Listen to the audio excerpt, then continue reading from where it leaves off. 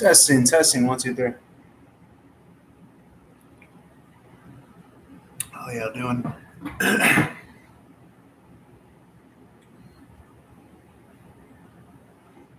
Who killed Davy Moore? Why and what's the reason for?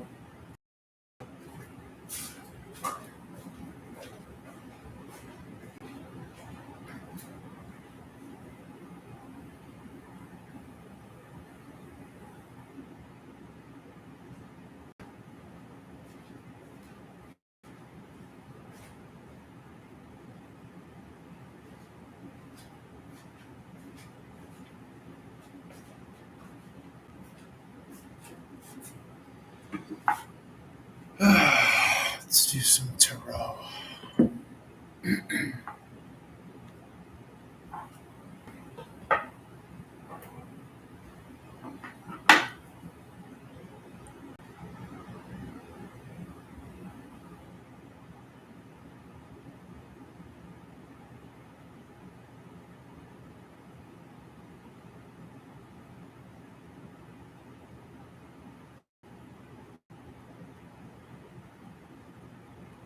Who killed Davy Moore? Why and what's the reason for?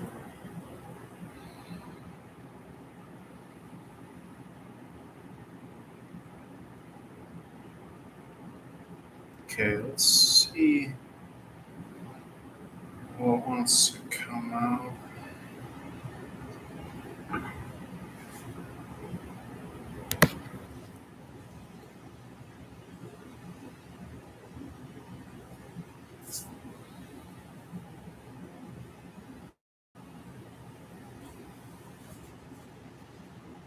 Gotta do the camera check on the phone camera.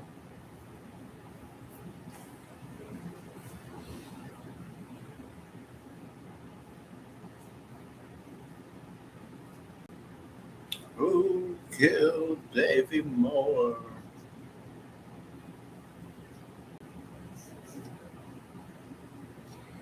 Why and what's the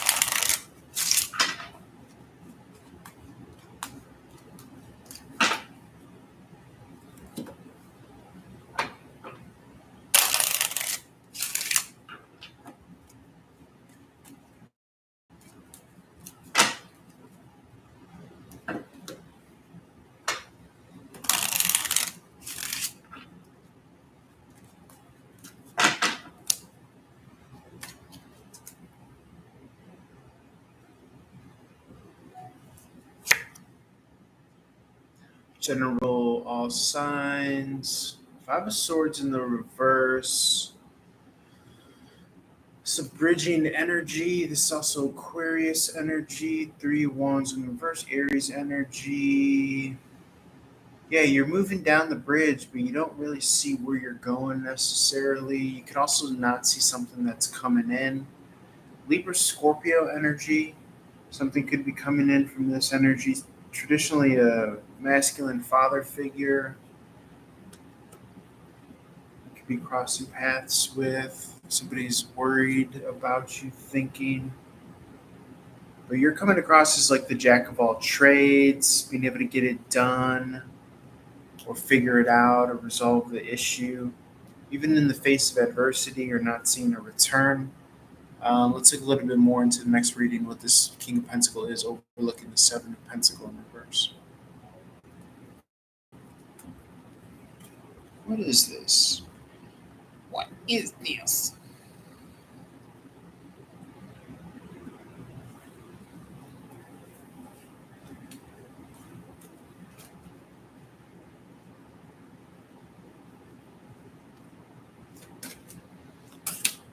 Oh, Pentacles. Stability. Balance. I know why I've been doing this voice lately. Oh my god. Yeah, your stability and your balance comes from moving it, keeping things moving.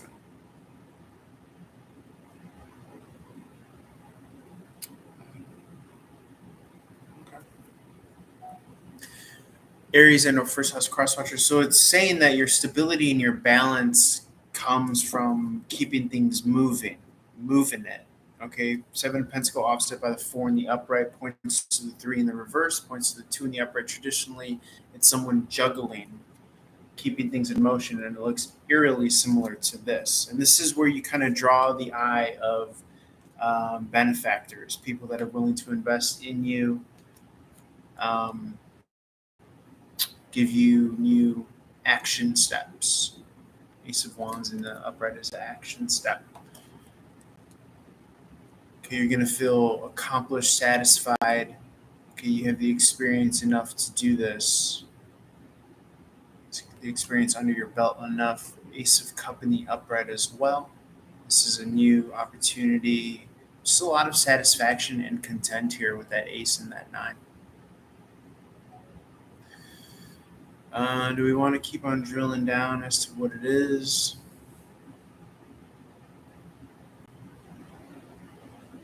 Who killed Davy Moore? What's the reason for?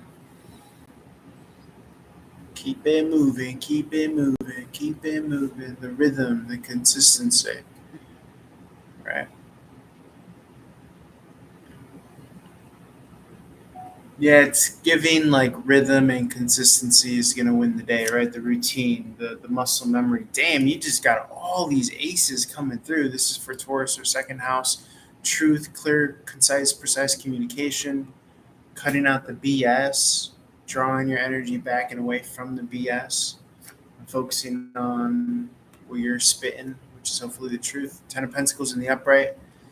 This is legacy, generational wealth, inheritance. This is formerly established household cornerstones. Things are solid here. Emotionally stable. You could be working on building your empire.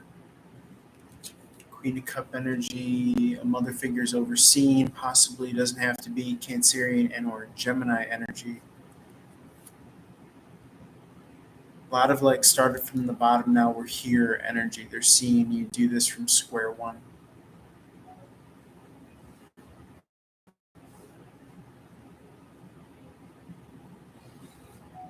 A lot of value and emphasis on like the open-heartedness here. So let's look at Gemini inward third house cross watcher. Confusion prevailing here.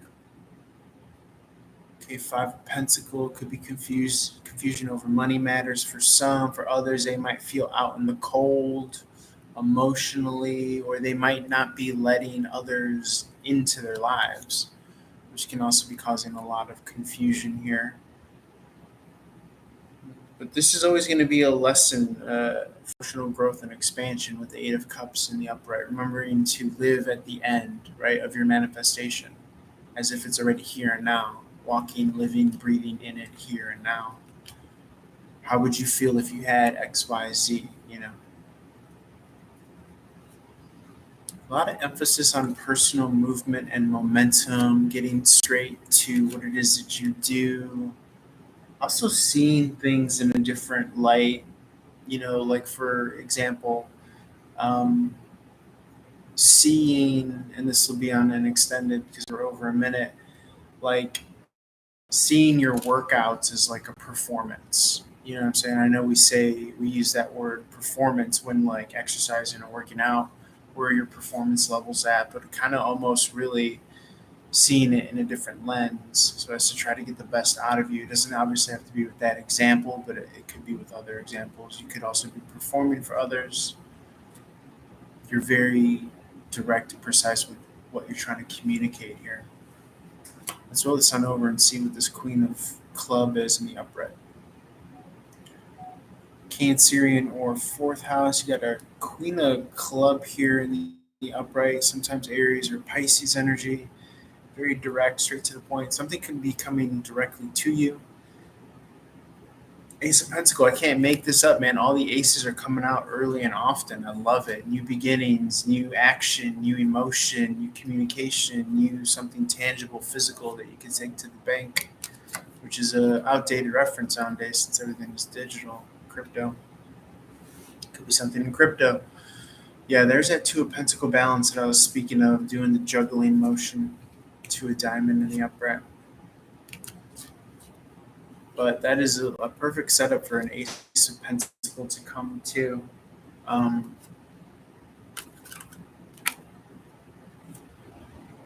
yeah, people are definitely watching you. They can see you. They have eyes on you. That's what I see here. Let's dive into that next time. Leo or fifth house. Anything about this? Because someone is overseeing someone else who's overthinking and over kind of paralysis analysis. Eight of Swords in the upright. People are trying to quell them, trying to offer them emotion, but they're not really friends here. So this is, remember, a real friend is like, when was it ever hard for you to be my friend, right? Most friendships are out of convenience and proximity, but they're never really tested or challenged. Those are your real friends that are going to go to bat for you when it's hard, when it's tough to be your friend. Also, they're looking out for your best interest. A lot of people don't recognize that nowadays. Um, Hangman energy here. Knight of Pentacle here. Let's take a look.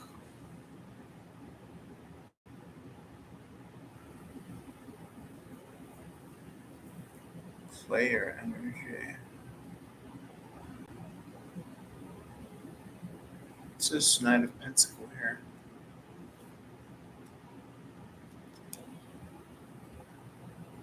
Oh, wow.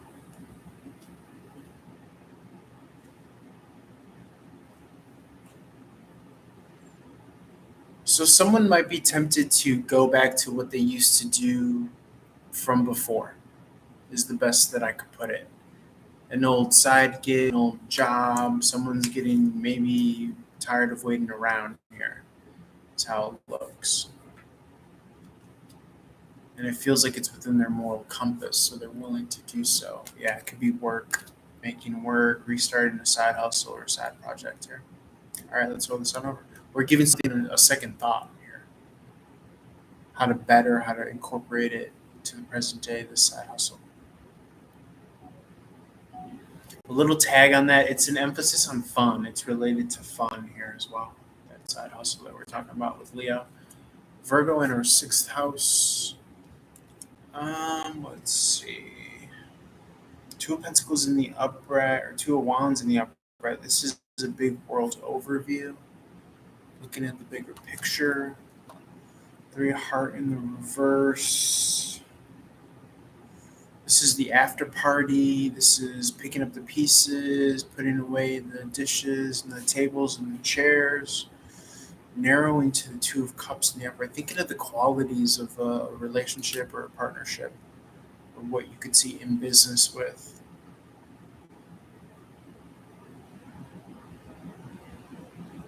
What you could see yourself in business with, or a romantic partnership with.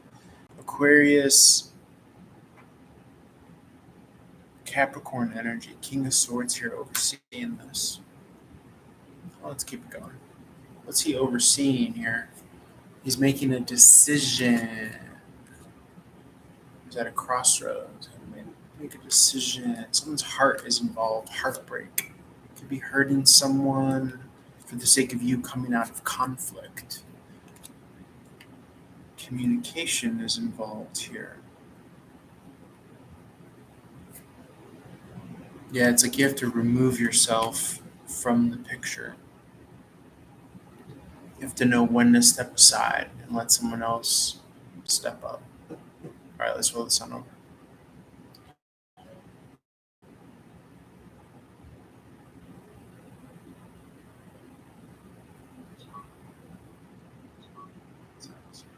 Little tag on that. It's an emphasis on fun. It's really fun. Let's see for Libra and or seventh house. Yeah, this is relationship, connection. What about it, Spirit? Sag Capricorn energy with the Queen of Pentacle here. Okay, someone is bringing down the drawbridge with the Nine of Wands in the reverse. Letting their gates open. Could be inviting you over. That's what I'm seeing here. Okay, this is like crossing the finish line. This is, on the serious end, it's marriage, union, celebration. It could be an invite over for party or over a household. Someone wants to move steady forward with you, tried and true. Take the long route with you, spend time with you. And they might be thinking about you. Okay, let's roll this on over. Five of Heart in the upright. They're still living in the past, though. They're not processing the past. They're presenting themselves in this, maybe like, this is Scorpio 8th house, by the way, like this single carefree energy. But it's very much so still processing the path. This is giving value, taking value. It might be receiving value from others as a way to keep their spirits up, as opposed to kind of just authentically processing, okay, their sense of betrayal. Oof, man, someone took it on the chin there. But ultimately, it's going to lead them to happiness, okay, a very more kind of authentic happiness for some. For others that are still in Delulu land, they're going to have to kind of keep on playing out the same karmic lessons and cycles until they could like upload into a bigger, better timeline.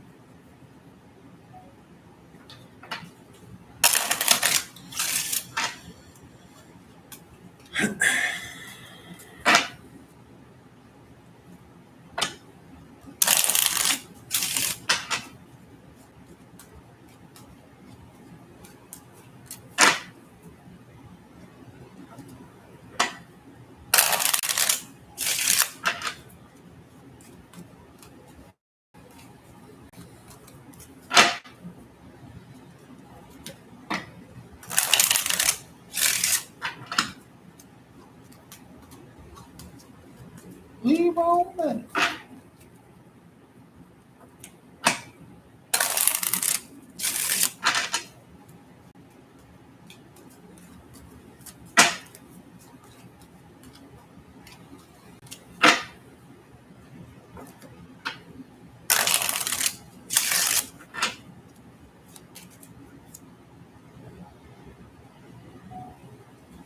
I think we're on Sagittarius or ninth house crosswatcher. Pentacle.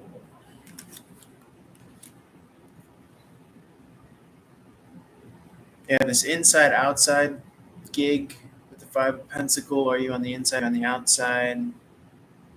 Someone's reality is kind of setting in. They're seeing the reality of the matter. This could also be read very positively as well. Um, I'm also getting like Lady and the Tramp vibes, like meeting some, like two outcasts meeting each other, having traveled the distance to run into each other, maybe. They're exchanging value here and there, also working out a lot of things.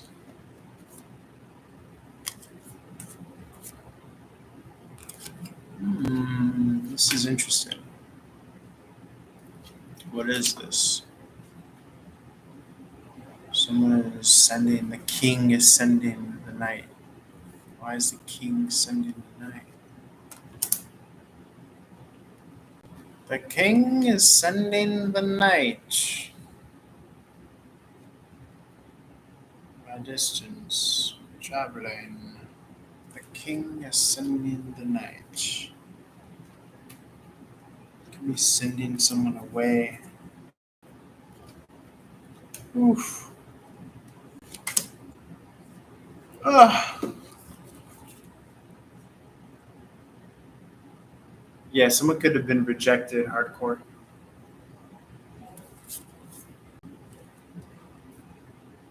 The king was sending the night in that past read. Felt like rejection. Maybe like a little errand boy energy as well, but it just felt like rejection. Like someone was not on the king's level. Capricorn or 10th house crosswatcher. Relationship, long term growth. Yeah, someone requires you to put in the time, the hour, not wanting you to do something for what you could get out of it. They want you to do it for its own sake. Right? That's some real high level Zen shit.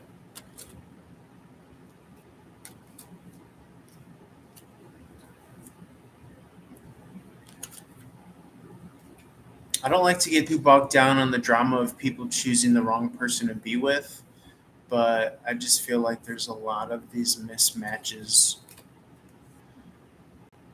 like all around, and this hurt person is just like hurting other people. They haven't healed yet, and they're doing that for a living, maybe because it's Capricorn 10th house, Aquarius in our 11th house. Knight of Wands in the upright. Player energy, messenger boy energy, trying to step to the queen. Virgo Libra energy. The queen has her eye on younger individuals or younger feminine energy, specifically Nine of Pentacle. They're maybe even seen from a place of wisdom or perspective, trying to advise other younger women or men to be very clear and concise about what they want in terms of family, legacy, things of that nature. It could be over social media, technology, all that stuff. Okay, let's roll this on over. Big things popping, little things stopping. 12th house, Pisces, coming out of conflict, lowering the drawbridge, opening yourself up for something. Something's coming, something's a brewing, a victory, a success here based on a decision, signaling an ending.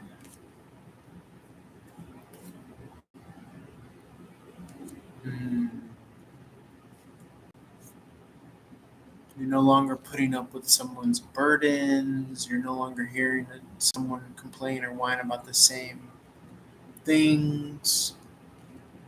You might be seeing that someone you thought was adding value is not really adding value. You're in the business of adding value. That's what you value, is adding value. That's what's important to you.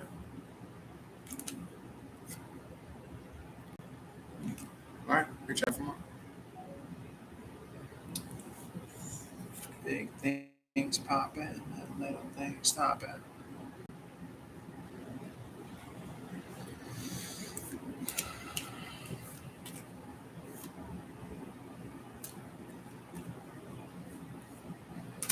Let's give them something to talk about.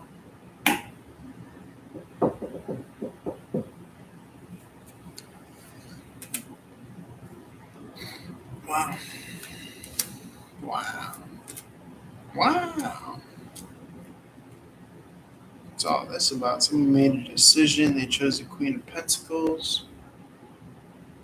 They made the right decision.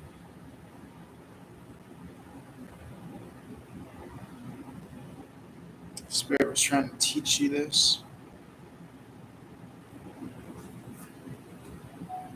Yeah, someone chose like the right decision. This is just going to be a bonus read because over the Two of Swords was the Queen of Pentacle. It's like someone chose themselves, right? Communication with the Queen of Pentacle, with the value that you have to offer. Eight of Pentacle involved in the work that you do. You may have been coming across as the Hangman, giving and receiving the Ace of Cup. This is your happiness. Ace of Pentacle is compensation, being financed, reaching your success. Um, so yeah, very lovely. Congratulations. Hey Aneta, how's it going? I was just recording some content. Yeah, sure, most definitely. All my info is in the description box, and I would love to read for you. Let me try to share. Let's give him something to talk about.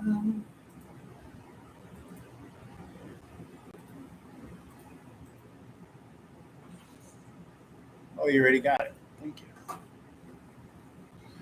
Talk about love. Woohoo. Thank you, Aneta. That was so nice of you. What could I help you with? Let's give him something to talk about.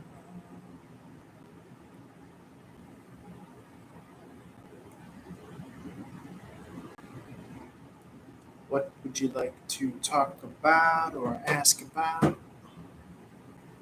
Thank you.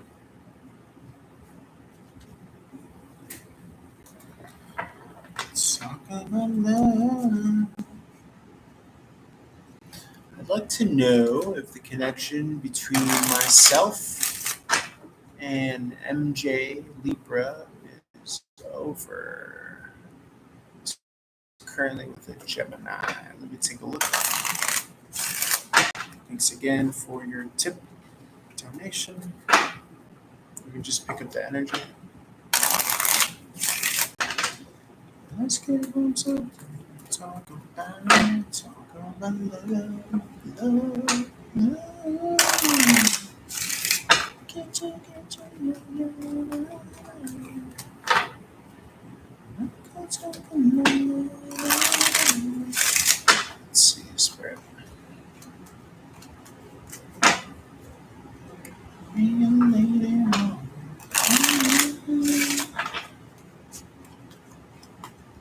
Striding us down the street. She said, hey Joe, wanna give it a go?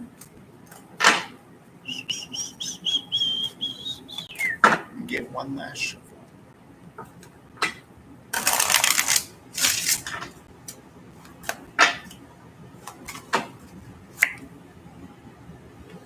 Need a pentacle here.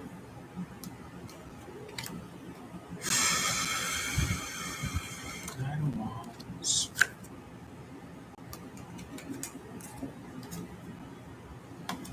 I don't see things saying it's over.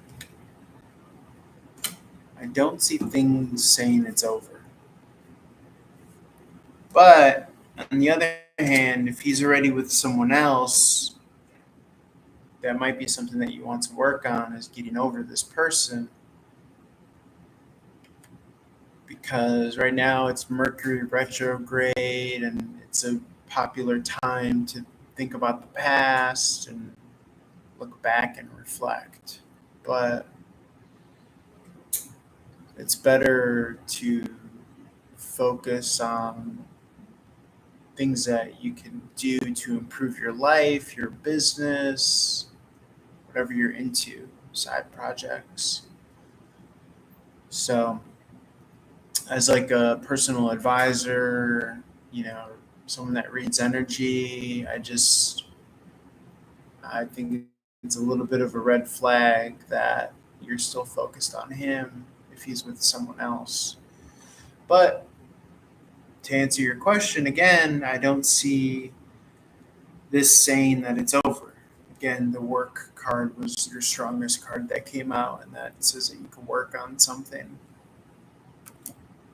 that this could be worked on. But right now, his energy is in a different direction. It's looking in a different direction. And so he might be holding up this wall. This is like a wall or a barrier. And that's causing you to think and worry and maybe obsess a little bit. I can see that this is your openness. This represents an open-heartedness. But also, this could be because it feels like you want to work on it, you want to keep at it.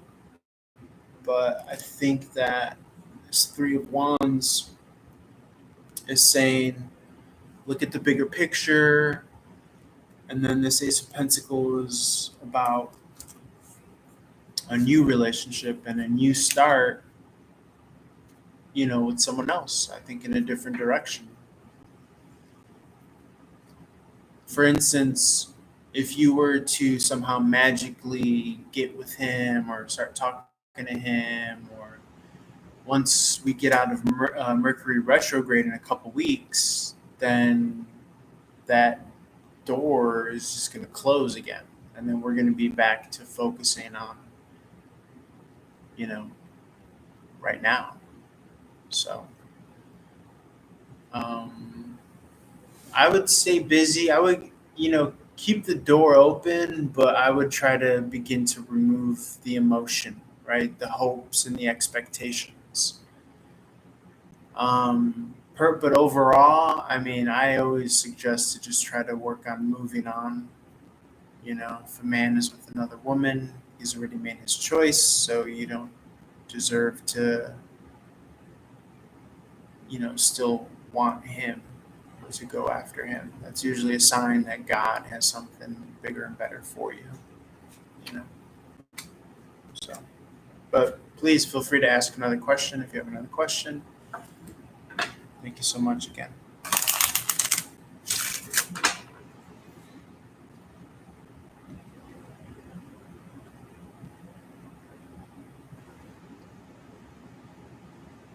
It's kind of like the connection is not over, but maybe it should be. Maybe you should cut it, you know.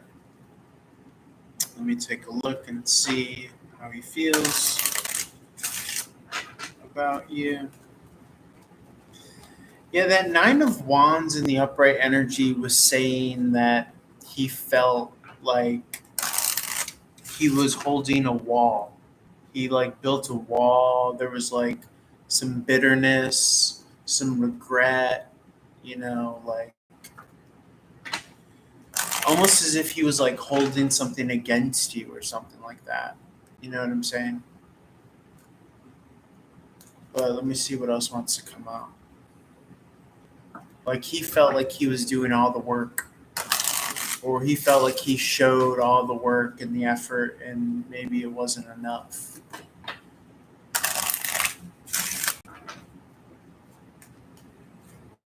I wonder. He could have also felt that it wasn't fair or balanced, that, the relationship was unbalanced. So let me see what comes out.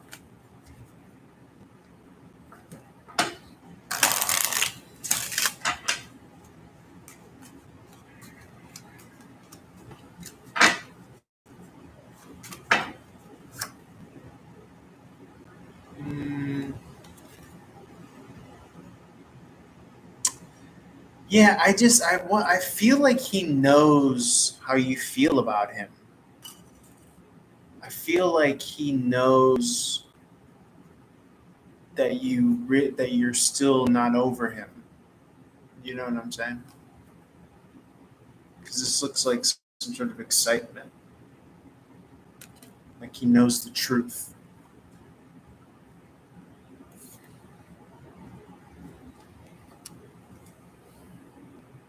Yeah, and there's that wand. There's that nine of wands again.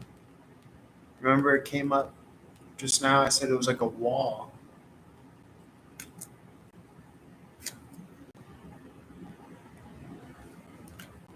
Yeah, and this is him again. This is the same energy. Remember, I said he was looking the other way. Wow.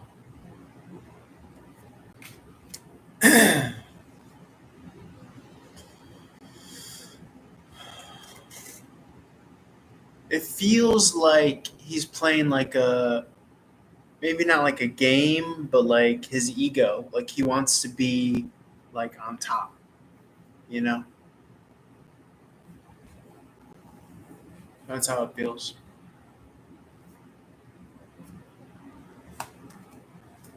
And I think that he feels like he could do that by moving on to another person, another relationship.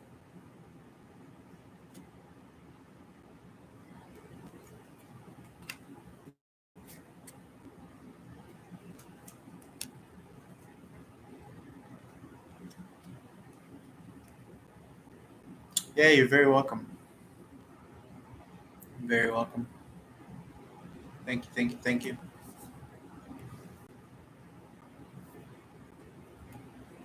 You can feel free to hang out. I'm just probably gonna upload some content that I just recorded.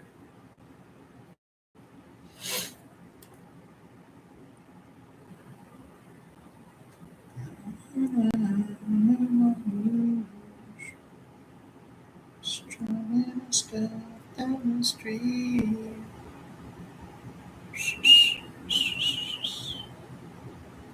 Yo, yo, da, da. Rocket chocolate, that's all, ya, da. You made it on. Ah.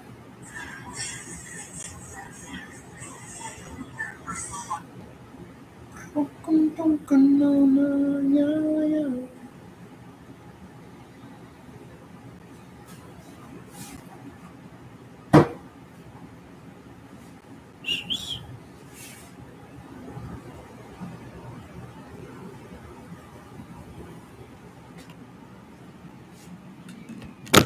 We're gonna learn about it.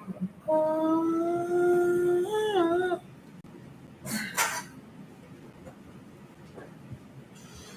I'm down for you.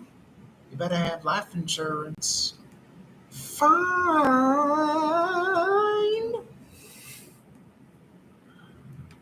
Strutting your stuff up the street.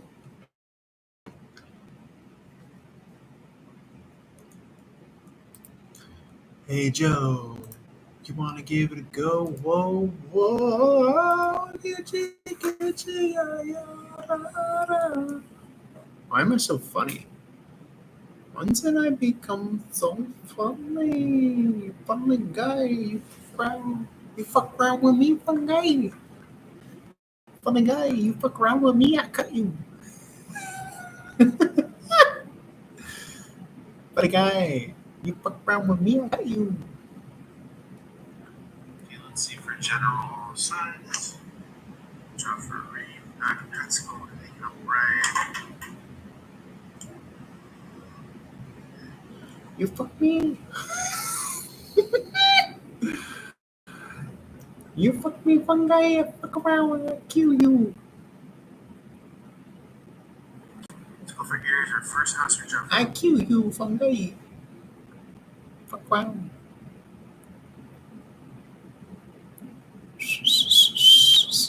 Taurus and or second house cross Taurus. I'm a cool man. I don't know if you know that. I'm a man. Wait, can't say bad. It turns the frogs gay when you say bad. I just saw a whole thing on it. It's so funny. Gemini in our third house. Cross house I'm so matter of fact.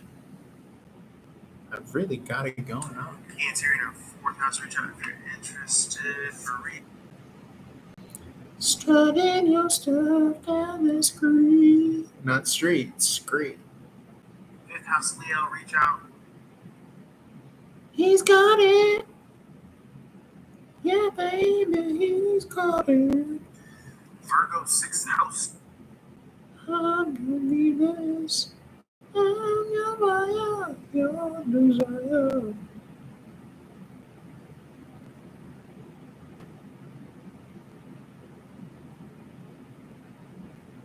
Libra, I believe around Libra and or 7.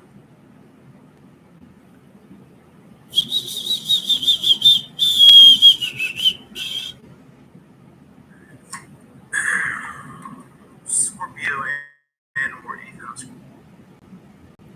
I'm your Venus. I'm your fire, your desire.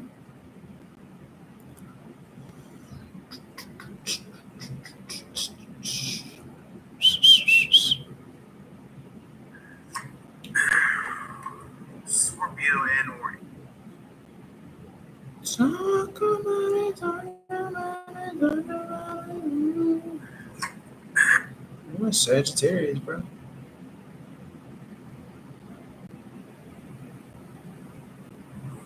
Sag and or 9th house cross.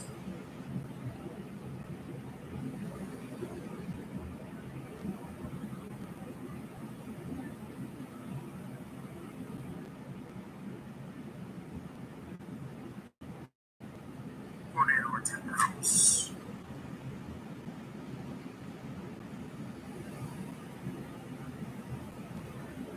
Aquarius or 11th house. Cross sponsor, reach out if you're interested. If you want.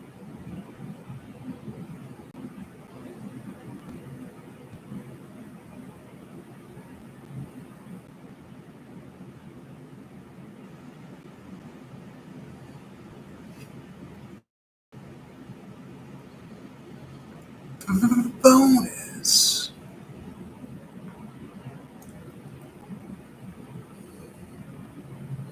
If you wanna run, get high with me, smoke a hand in the mag on the Benzie. Booba.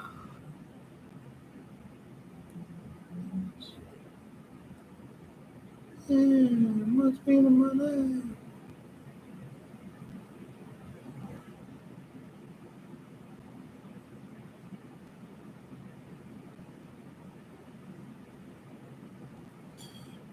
The sky's are limited, ladies and gentlemen.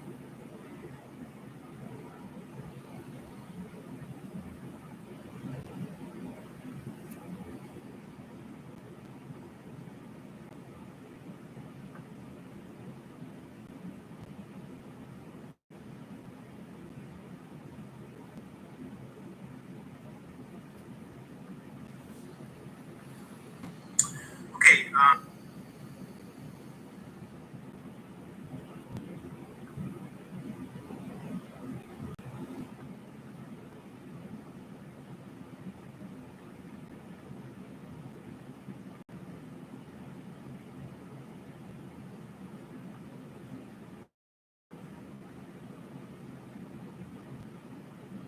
What's up, Egyptian Famous? How's it going?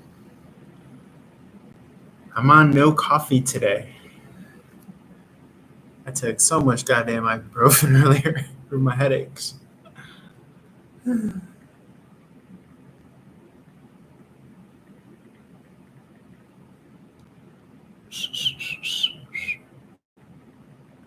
headaches. No, don't get Starbucks is the devil right now. What are you trying to? I'm trying to not have coffee. I'm trying to not do caffeine right now. Of course, any old schmuck could get Starbucks. Starbucks. That's right. You didn't know any better. I'm trying to run here. I'm trying to run a gun, son. All right, cuz.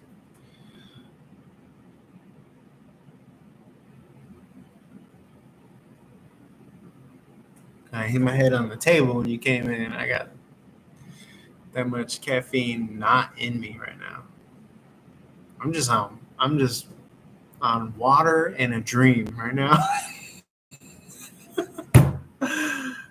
I'm just fucking sleep in the Lord right now.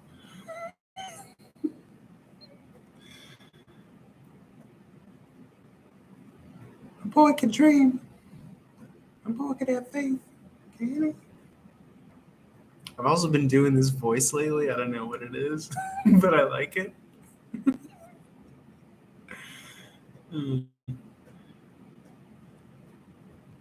Just uploading content here.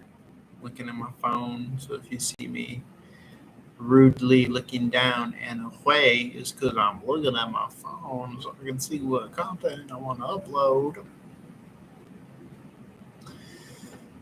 And the sky's the limit and the haters can't get past it.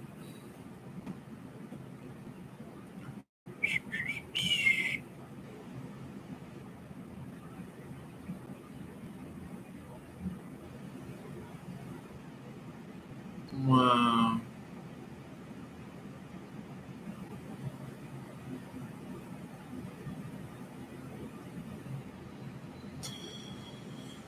So I just uploaded this.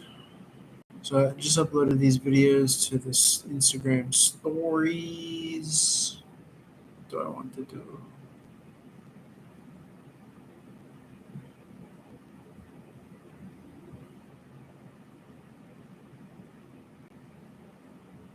What's good in y'all's worlds today?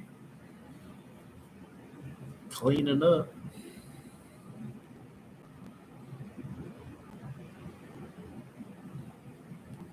Sitting next to Vanna White.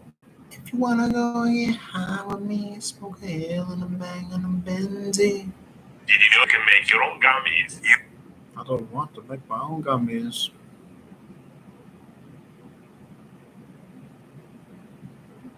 I don't want to make my own gummies.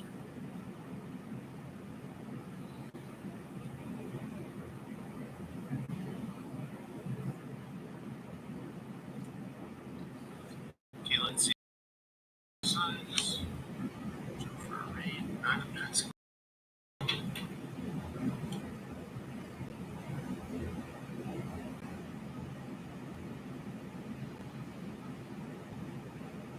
What is love? Nothing that hurt me. Don't hurt me. No more.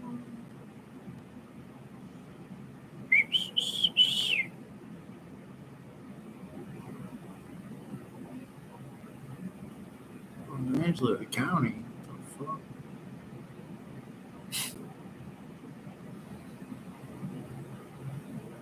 The great state of California.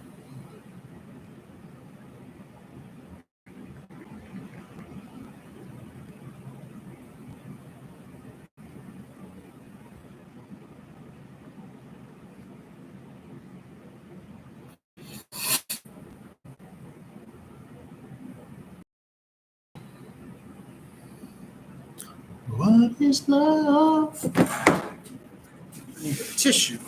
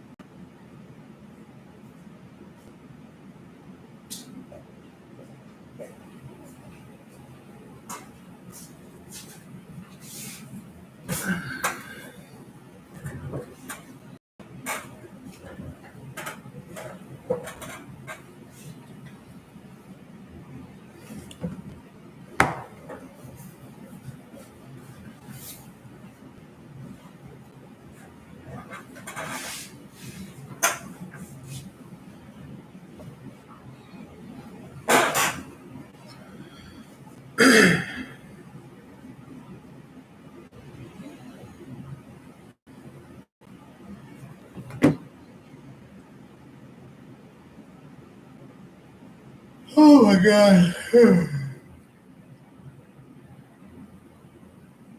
How many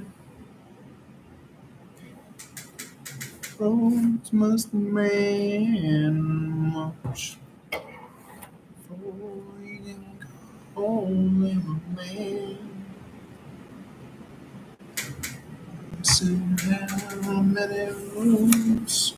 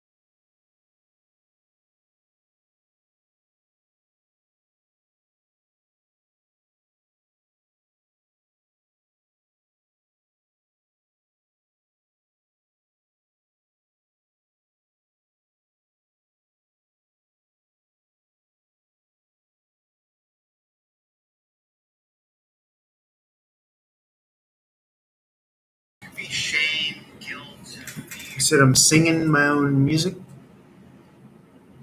I'm listening to a podcast in the background. So if I play it, I might get demonetized. It's on Rockfin, so I don't know if it would. The podcast is on the website Rockfin.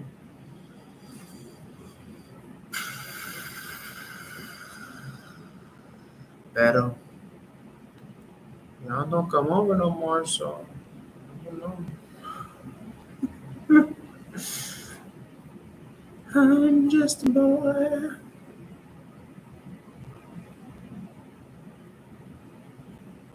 Towards the end, everything else across sponsor Virginia. So whatever, man.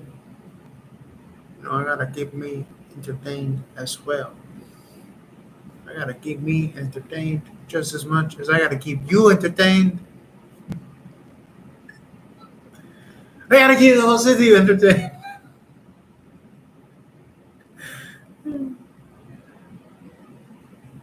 Living la vida loca. Remember that Chris Rock bit? Living la vida loca. Living la vida loca. So for Aries, our first house we jump for rain. Y'all don't talk to me no more, so pero I gotta entertain myself. Oh my God, what y'all want to talk about? I'm all ears, but y'all don't be coming at me with the spice and the heat. Y'all be coming at me with the ooh. That's what I thought. 0 people in the room.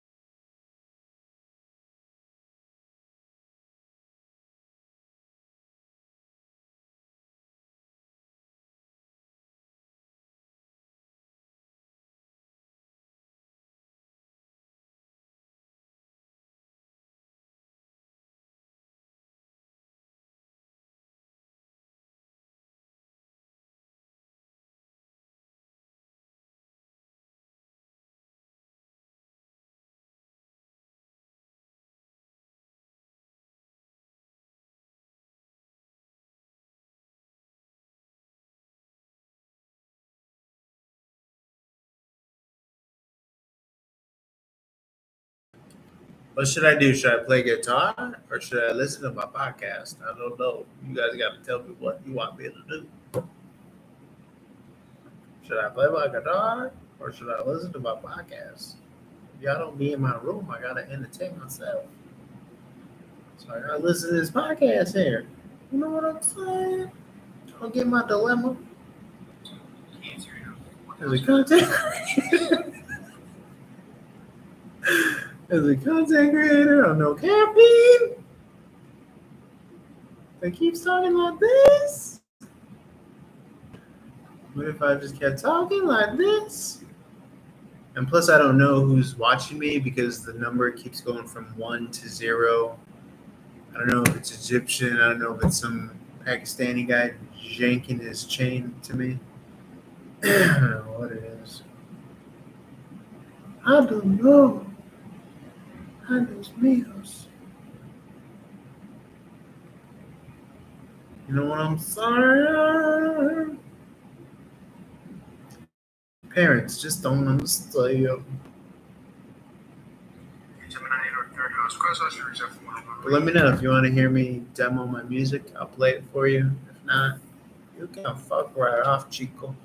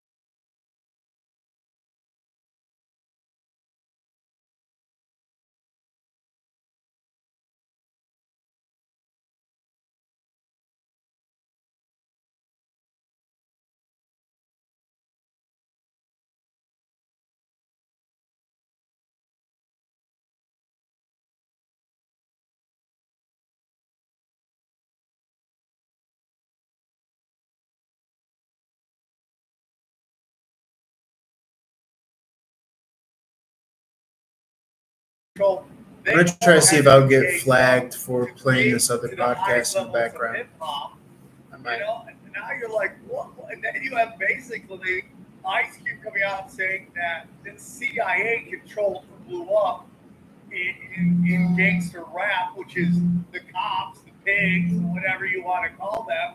Now it's like, who are your heroes? Yeah, well, you got to understand the whole rap thing, because starting with, I guess, NWA and that whole period, Ghetto Boys and so on, there was that whole shift towards, the gangster stuff, the LA sound, like that, Compton, the whole era. But really what was going on was that the power was shifting from the artists to the producers. And so you had people like Diddy, you had people like Dr. Dre, you had people like all these people who were behind the scenes, who could go to these meetings at MTV, who go to these meetings at certain companies, and talk turkey, speak their language. And what we had is that we had this absolute musical chairs. I mean, this rotating door. Where like one rapper would be big for 6 months, and then he'd be gone, and then they'd put another one in, and they put another one in. It's like they don't do that. Well, they don't do that, for no reason. They do it because they want to let these people know that they are replaceable. So then, when the real talents come along, the people who they sort of want to keep along, they get to work on them. They get to work. They start to manipulate them. They start to blackmail them. These this whole operation. It's all spelled out there in those court documents. That's the way that you get the people that you really want on the book. The rest of them are disposable. Even somebody like 50 Cent. Like what happened to that guy? You know what I mean? Something who's really in the top echelon. You mean Diddy? Dogs and your M&Ms, but Eminem. That guy is like Eminem are both controlled, and I love them both. Snoop Dogg was up for murder, and he was dead to rights, and they're like, no, and that's how you get them, dude. And Eminem now, he's totally cucked now. He's like a joke now. It's so sad. It's so sad because he doesn't have to do any of that. He's like, his time is over. No, he does, because they know. They all know. Eminem knows. Even like in the comedy field, people like Howard Stern and everybody know that if they're on the line, if they try to assert themselves, everything is taken away. Everything. They take away your house. They take away your cars. They take away your pension. They take away your salary. They take away your reputation. You lose everything. Well, that's why DJ Khaled won't speak on Palestine, and he's from there. His parents are from there, and he knows better now. He'd rather to be no comments than to hear anybody talk shit. Same with Drake, and it's that thing where they know better. They know exactly what's out of line. They know, others their toast, let's just say, But one thing I do have to say though is that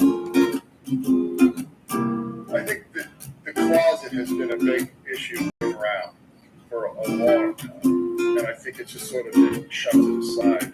And I think we're sort of getting like that Wizard of Oz, pull back the emerald curtain and see the truth behind it. But let's face facts. Rap is poetry, right?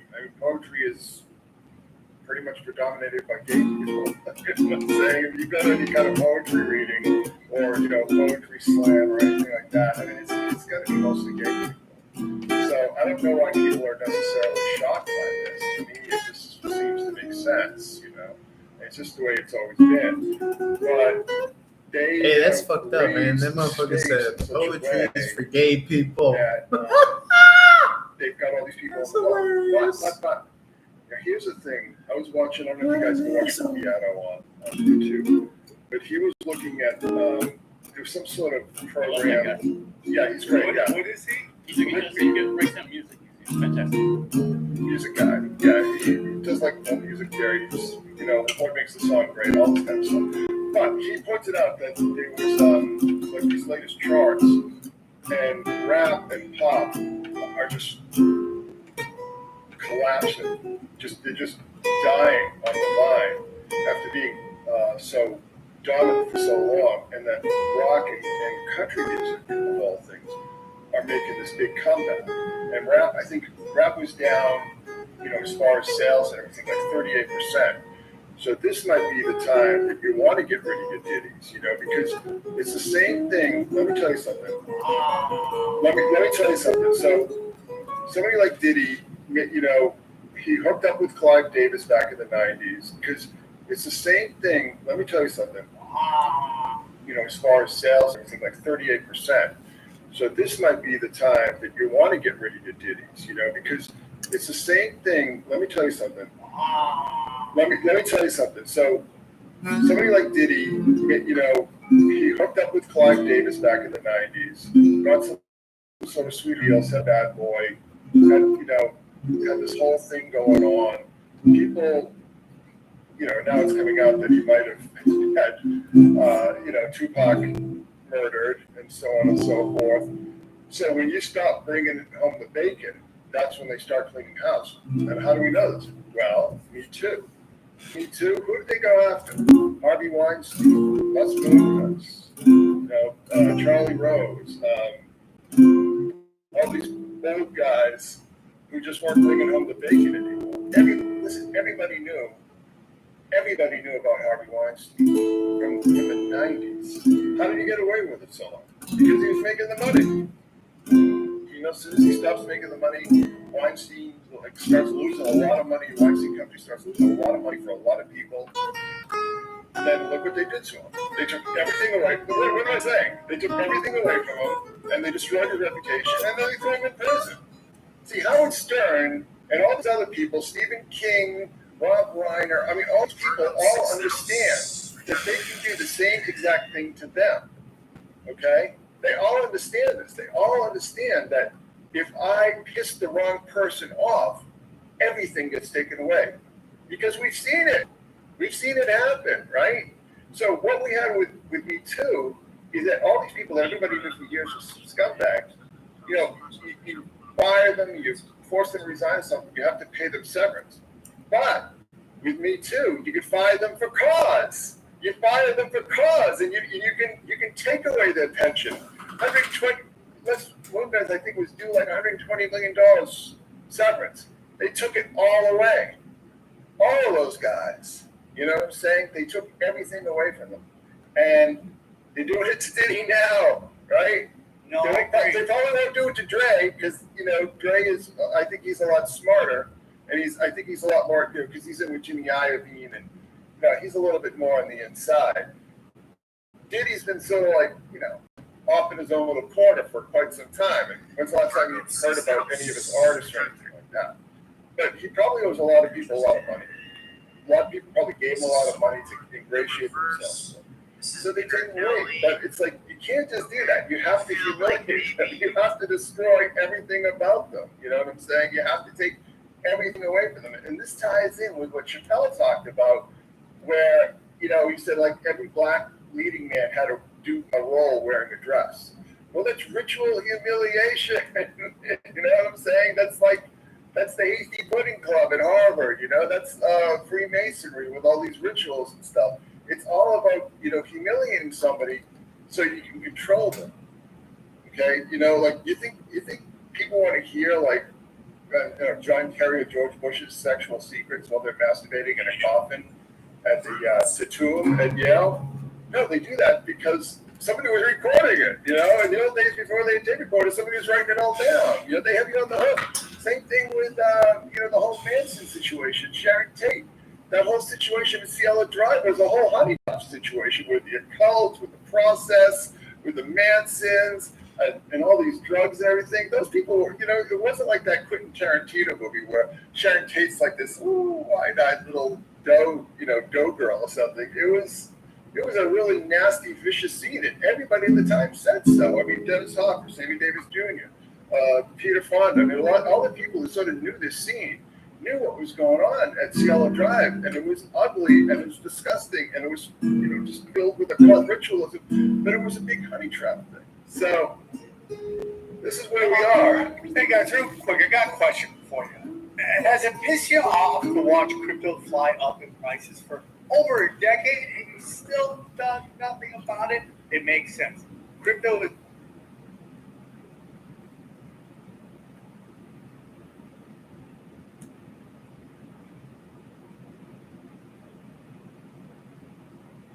when he's in trouble.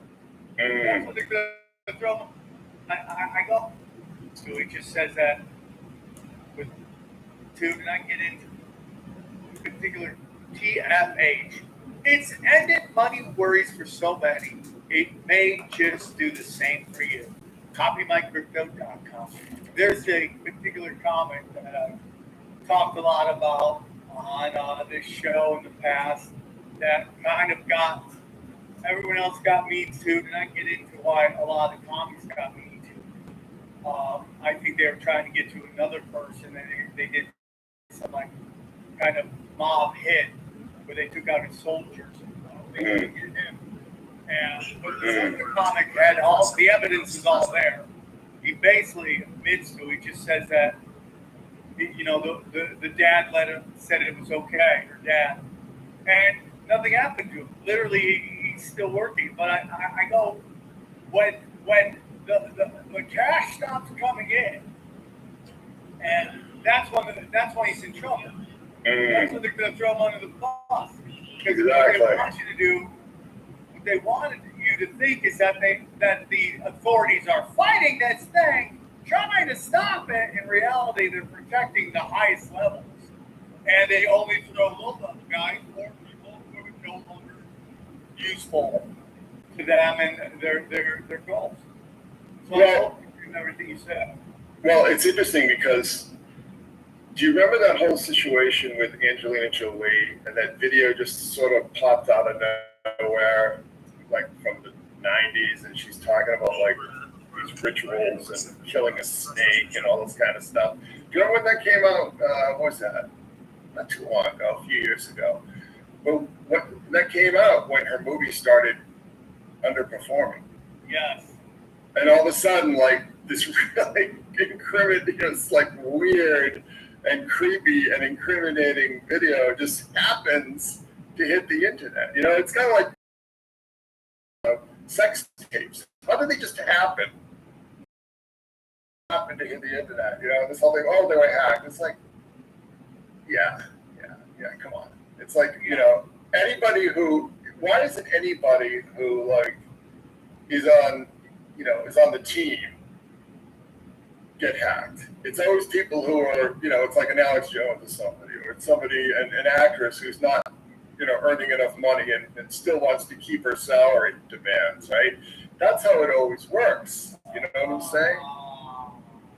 So it's like these sex tapes always sort of come out, and it's just, I'm just saying, and, they said, oh, it was like Apple this or whatever. I don't believe that. I think that these things are all released strategically to keep these people in line. Well, I also think that they have if it's on your phone, if it's on a electronic device, they got it. That's my opinion. Yeah, the NSA's got it. That's what I'm saying. It's not like hackers. Yeah,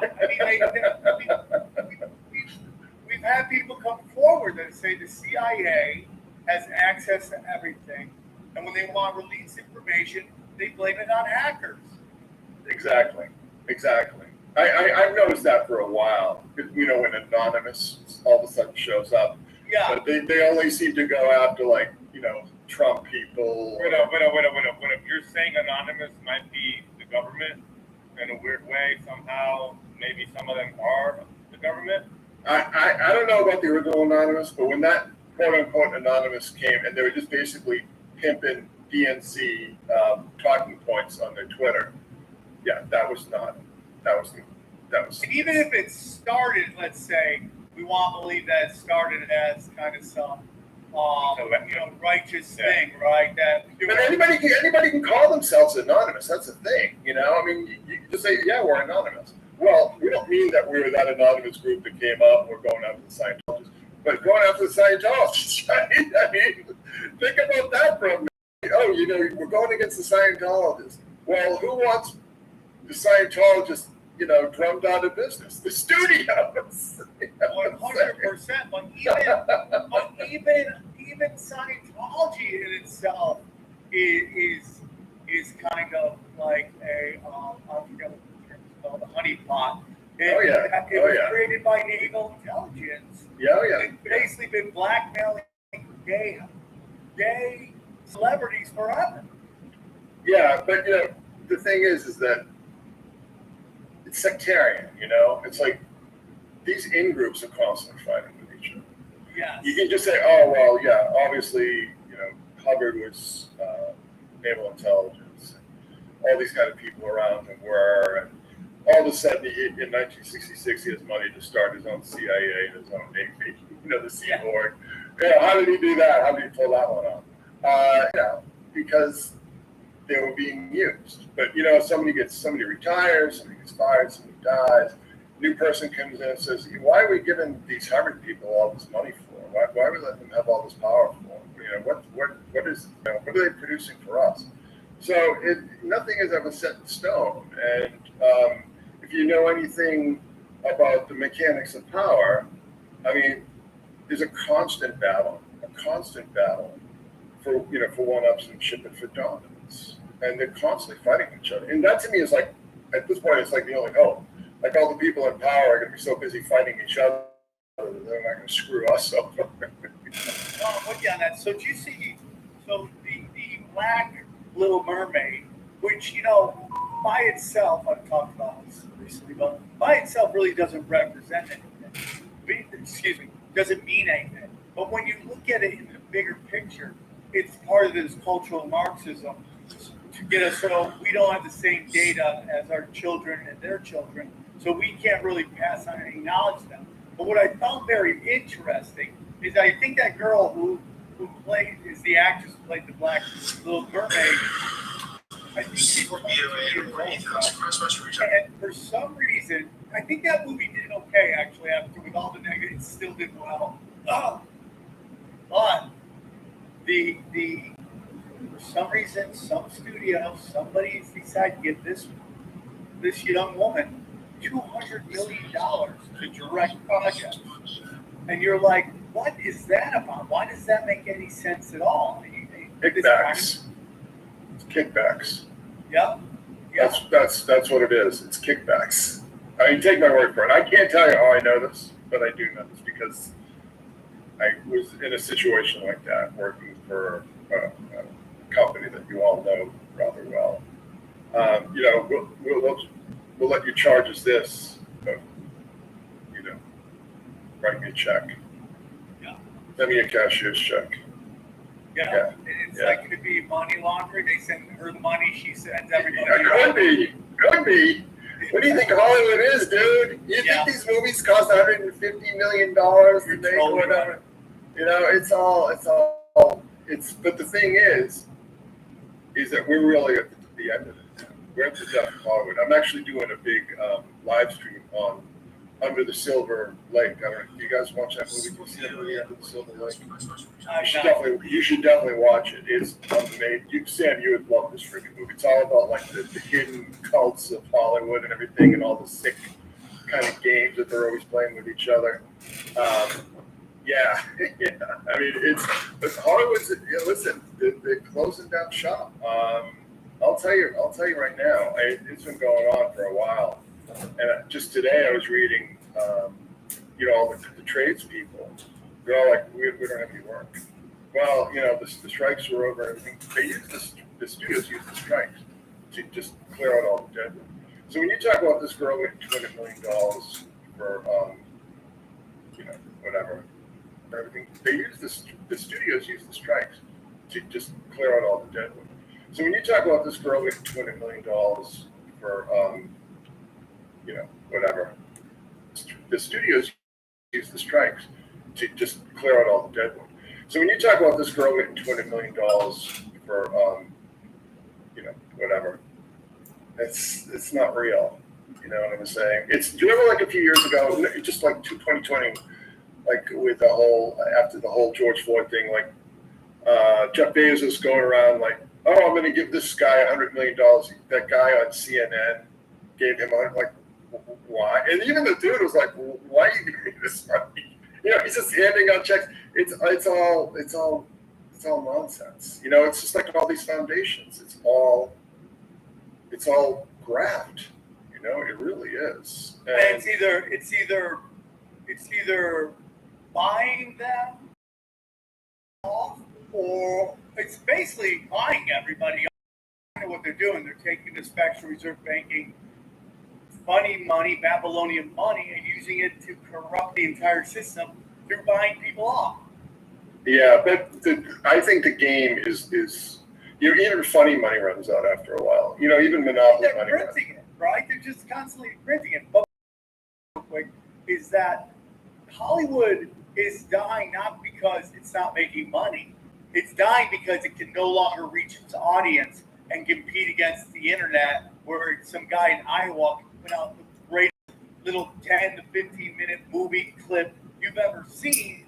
And now the studios have to work through all these old school rules where everyone has to get paid, and you just can't move as quick. They can't reach anybody. The money, they just, the money, okay, Disney lost $1 bazillion. Well, the Fed does a bailout of all the companies and cleans up that rent right there. So it's not the money. It is the money, and those companies have been spending so much for so long, but they've been running on borrowed time for a long time, because all the ideas, all the big movies of the past 10, 15 years, I mean, most of them are based on old properties. All the Marvel stuff, that stuff is from like 50s, 60s. Some of the stuff goes back to the 40s. I mean, these are not fresh ideas. Everything is a remake. Everything is a sequel. Everything is a reimagining. With all these Disney movies that you're talking about.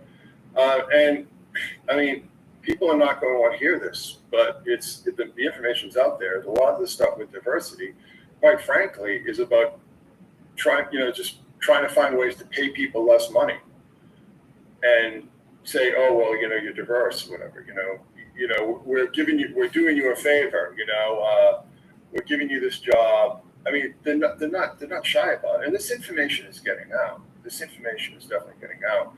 But the game's up. I mean, the audience is falling away. People's attention spans are falling away. I mean, let's face the facts. I mean, young people can't sit still for 5 minutes at a time. You think, if it isn't like a splash bang kind of explosion movie, they're not going to sit still for that. People's attention, I mean, even older people, the internet is destroying people's attention spans. You know what I'm saying? And people's memories as well. And not only the internet, but like all the pharmaceuticals, Adderall, all this kind of stuff, all these Ritalin and all these stimulants that these kids are being given, but also like the SSRIs and everything like that. I mean, it's not a newsflash, and I'm just surprised. I've been saying that we were going to be facing down a crisis, but I was surprised that it's come this quickly. And I was watching Joe Rogan interview Abigail Shrier, I think it was her name, and she's just talking about how these young kids, teenagers, early 20s, they just can't function. They just literally can't function. They stress out at the least amount of prompting. The least amount of stress sends them into a tailspin. They're all on antidepressants. They all have anxiety. They're all on anxiety drugs. They're all on Klonopin or whatever, Xanax. We have painted ourselves into a corner. We really have on so many different levels. And who are going to be the people that are going to climb up those high tension wires to repair the electricity during a hurricane or during a tornado or something? Who's going to do that? Who's going to go underneath the ground or underneath the ocean to repair these cables? I don't know if you heard, but Iran is like cutting cables to Asia now, internet cables. Who's going to fix those things? You know what I'm saying? Technology has created a situation where navies, which, the U.S. Navy basically ensures that the entire world economy runs. I mean, these Houthis with these, shoulder-launched or, some sort of rocket launcher on the back of a, you know what I'm saying? We are in that all the certainties that, you grew up with, that I grew up with, are all gone. And how are we going to function without them? Because it's not like we have this, this young, hungry, vibrant, aggressive, ambitious generation coming up. You know, we destroyed all these kids with all the lockdowns and everything. We destroyed them with, you know, the internet. We've destroyed them with all the pharmaceuticals. We've destroyed them with all the hormonal treatments. You know, there's no cavalry coming in to save us. These are very serious times. And I don't think people really appreciate how serious this is. And this is, you know, getting back to my first point. I mean, this is another reason why we see all this ritualism, because these people are afraid. They know what's going on. They know what's going on better than the other that we don't see. You know, the numbers that we do see are bad. They're bad. I mean, every trend is negative, socially, economically, technologically. Everything is going down. Okay, and like I said, there isn't some. You know, the people who we would normally rely, you know, the young people, to come in and fix everything. They're not going to do. You know, these kids aren't going to go into, like, you know, these rundown cities and start, you know, building art galleries and build things back up and, you know, get the property values back up like, you know, millennials are doing in Brooklyn and Detroit and other cities and so on. They're not going to do that. So, yeah, I mean, we're just in major trouble right now, and we have the most venal and corrupt elites that we've ever had in this country's history, and that's saying a lot. That's saying a lot because guy's real doom and all these gloom, people that got right? dollar bills and everything. Speak for yourself. They were pretty corrupt, and I mean, Andrew Johnson was like a rum runner and a pimp. You know what I'm saying? Andrew Jackson, Andrew Johnson probably was too, but. You know, these people were not nice people. You know, all the, you know, the old lawmen, you know, people like a little bit older than me, but even some me that we were like, you know, like Tombstone and all these kind of movies. Those guys were all a bunch of Freemason gangsters. You know what I mean?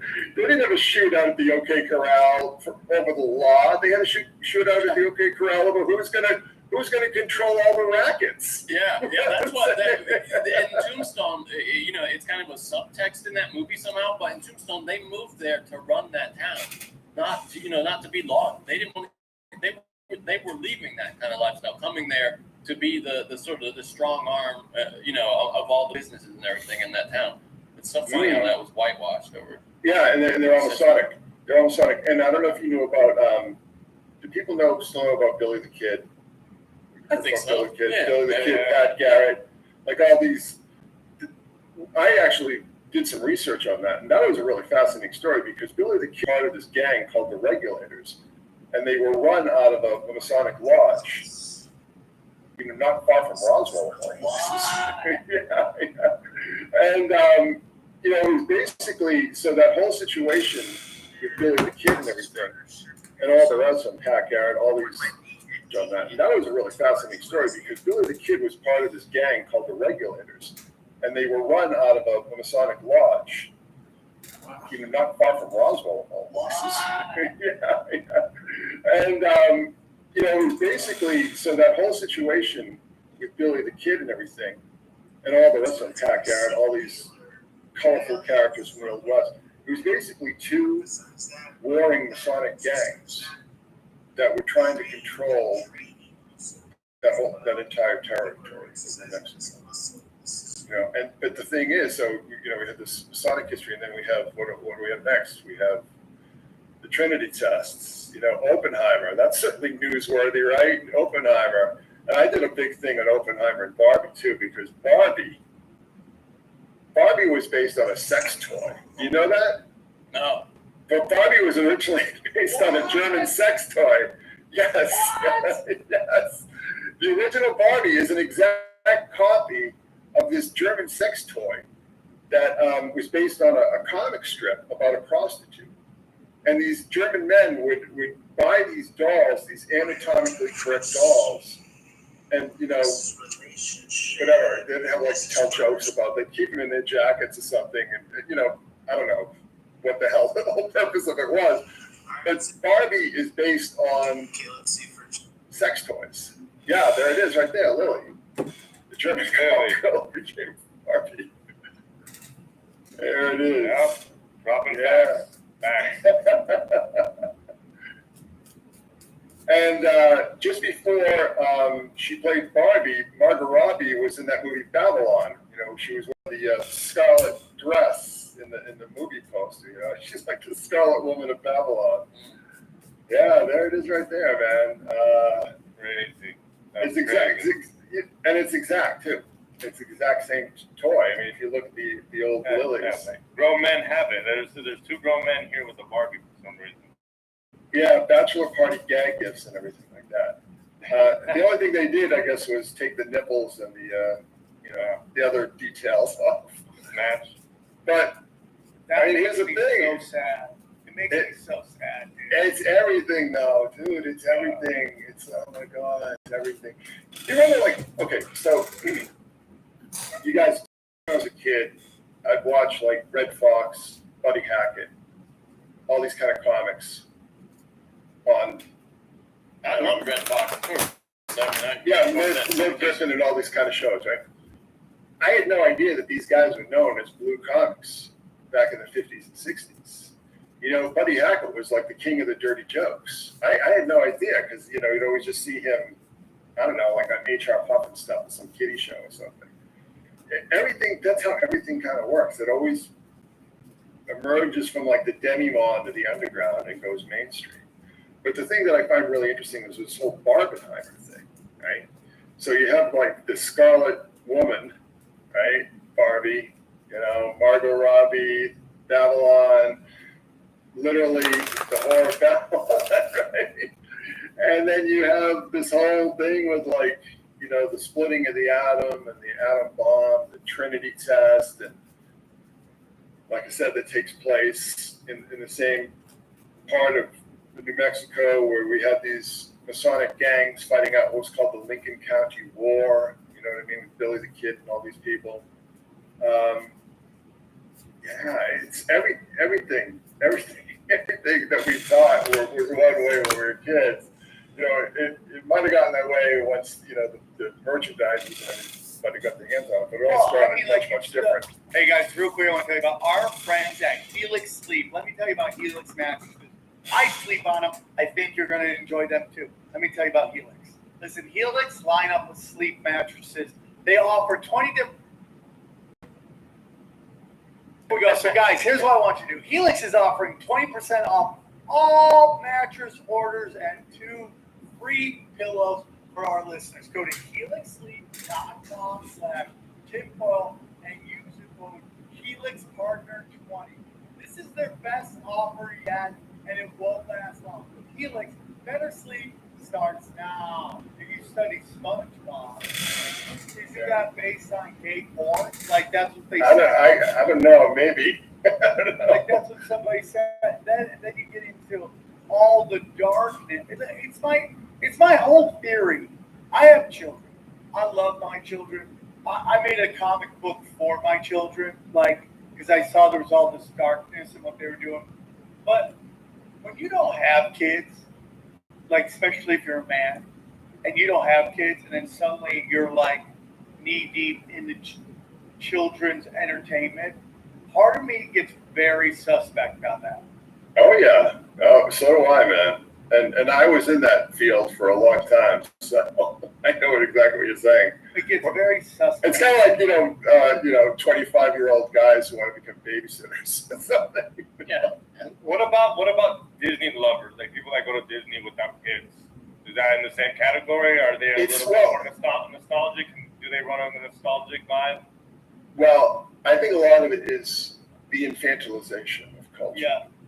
You know, the mass infantilization of culture. That, 35-year-olds wearing Disney princess shirts or something, or Spider-Man shirts or something.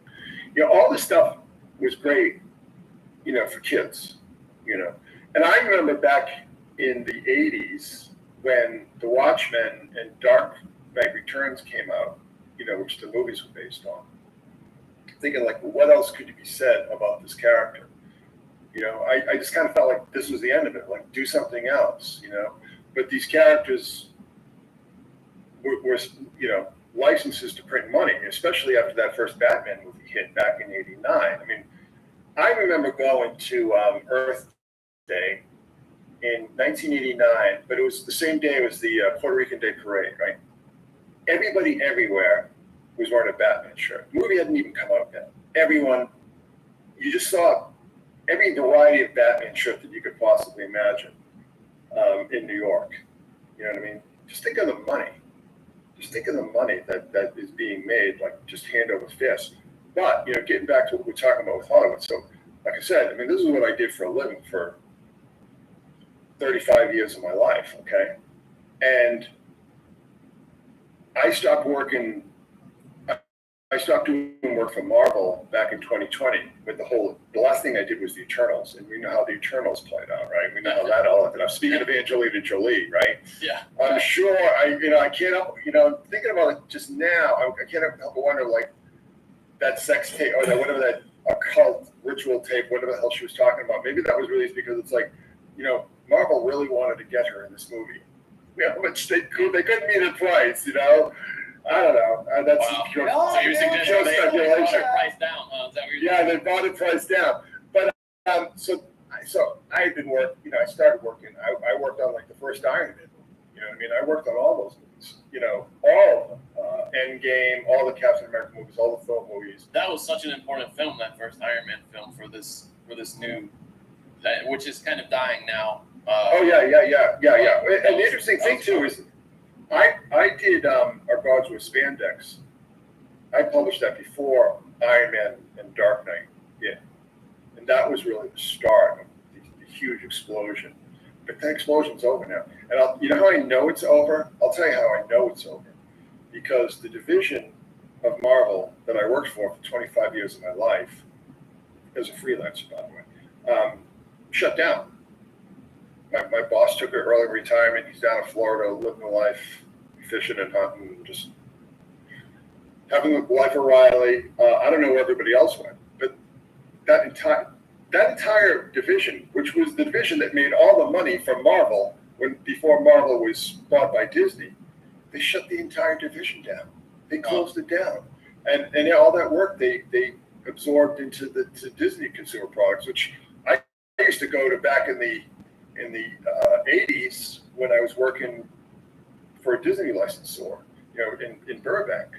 So I mean, things are changing, and don't believe anyone who tells you that like Hollywood is just playing possum. It's not. You don't think Madam Web is just in playing possum? Yeah. I mean, my God, it seems like they almost can't make a good film right now. You really, the Marvel. Woke. And you look at this, and we were talking about this on Cash Days the other day, Johnny. It's like, even if the execs see the data that Chris is saying that we don't see, they know what's happening. And it's just like, they can't do anything because there is just this group of millennials that are just clogging up the entire middle of the corporation. They've worked their way up since they were in the mail room or interning, and now they're at the high, like maybe not the highest, but really high up in middle management. And they have bought into this woke thing because the fat life, they have no real touch with reality. So like they know that gas is high and crime is everywhere, but guess what? That's not as bad as voting for a Republican.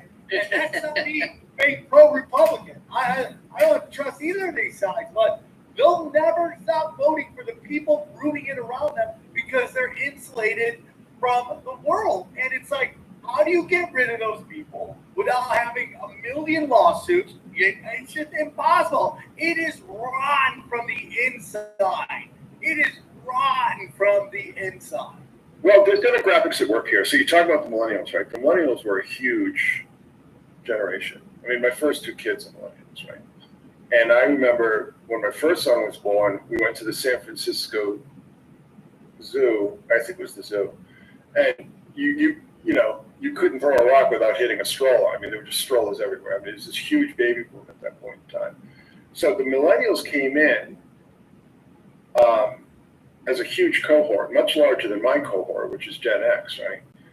like we kind of had it a lot easier because there wasn't as many of us, right? You know, I mean, I remember walking in off the street, 1987, 20 years old, and getting a job as a cartoonist, full-time cartoonist with an office in, you know, right across the street from Madison Square Garden. You know, nobody could do that today. Oh, You know what I no. Your own office? Yeah, right. I had my own office in the Empire State Building. Okay, you know what I mean?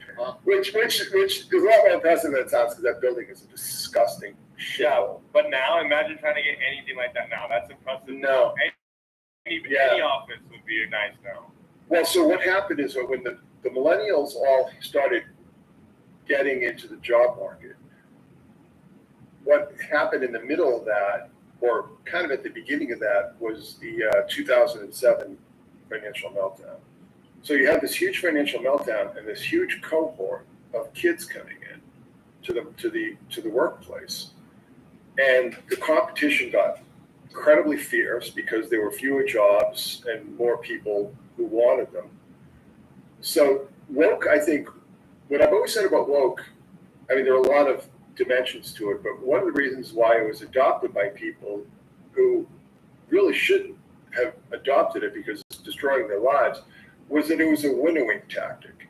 Now, what's a winnowing tactic? A winnowing tactic is when you've got 30 people coming in to apply for a job, and you need to winnow out the undesirables. So it's like, do you think men are women? Do you think 8-year-olds should have sex with 40-year-old, bronies or something? To start all this absurdity. It's tip and donation based. So if you want to send money, conventional wisdom somehow. I know you're probably from India. I have Google Pay if you want to send money, but it's based on money. But what it did is that it got rid of all the undesirables. All the white dudes are like, the hell with that. Black dudes even like, what are you kidding me? So all this kind of woke thing, but it was also, very much a way for all these people who came out of all these gender studies, cultural studies, all these programs to dominate, to coalesce. I mean, they worked very tightly. They had all these secret message boards, all these, secret mailing lists and everything. They networked very tightly. They targeted people for destruction, basically. And Sam, you probably had a lot of experience with this in the comedy clubs because they took over the comedy clubs as well. You know what I'm saying? So that, they went into comedy, they went into all forms of entertainment. And the thing is that these were a lot of people, younger people who were coming out of school.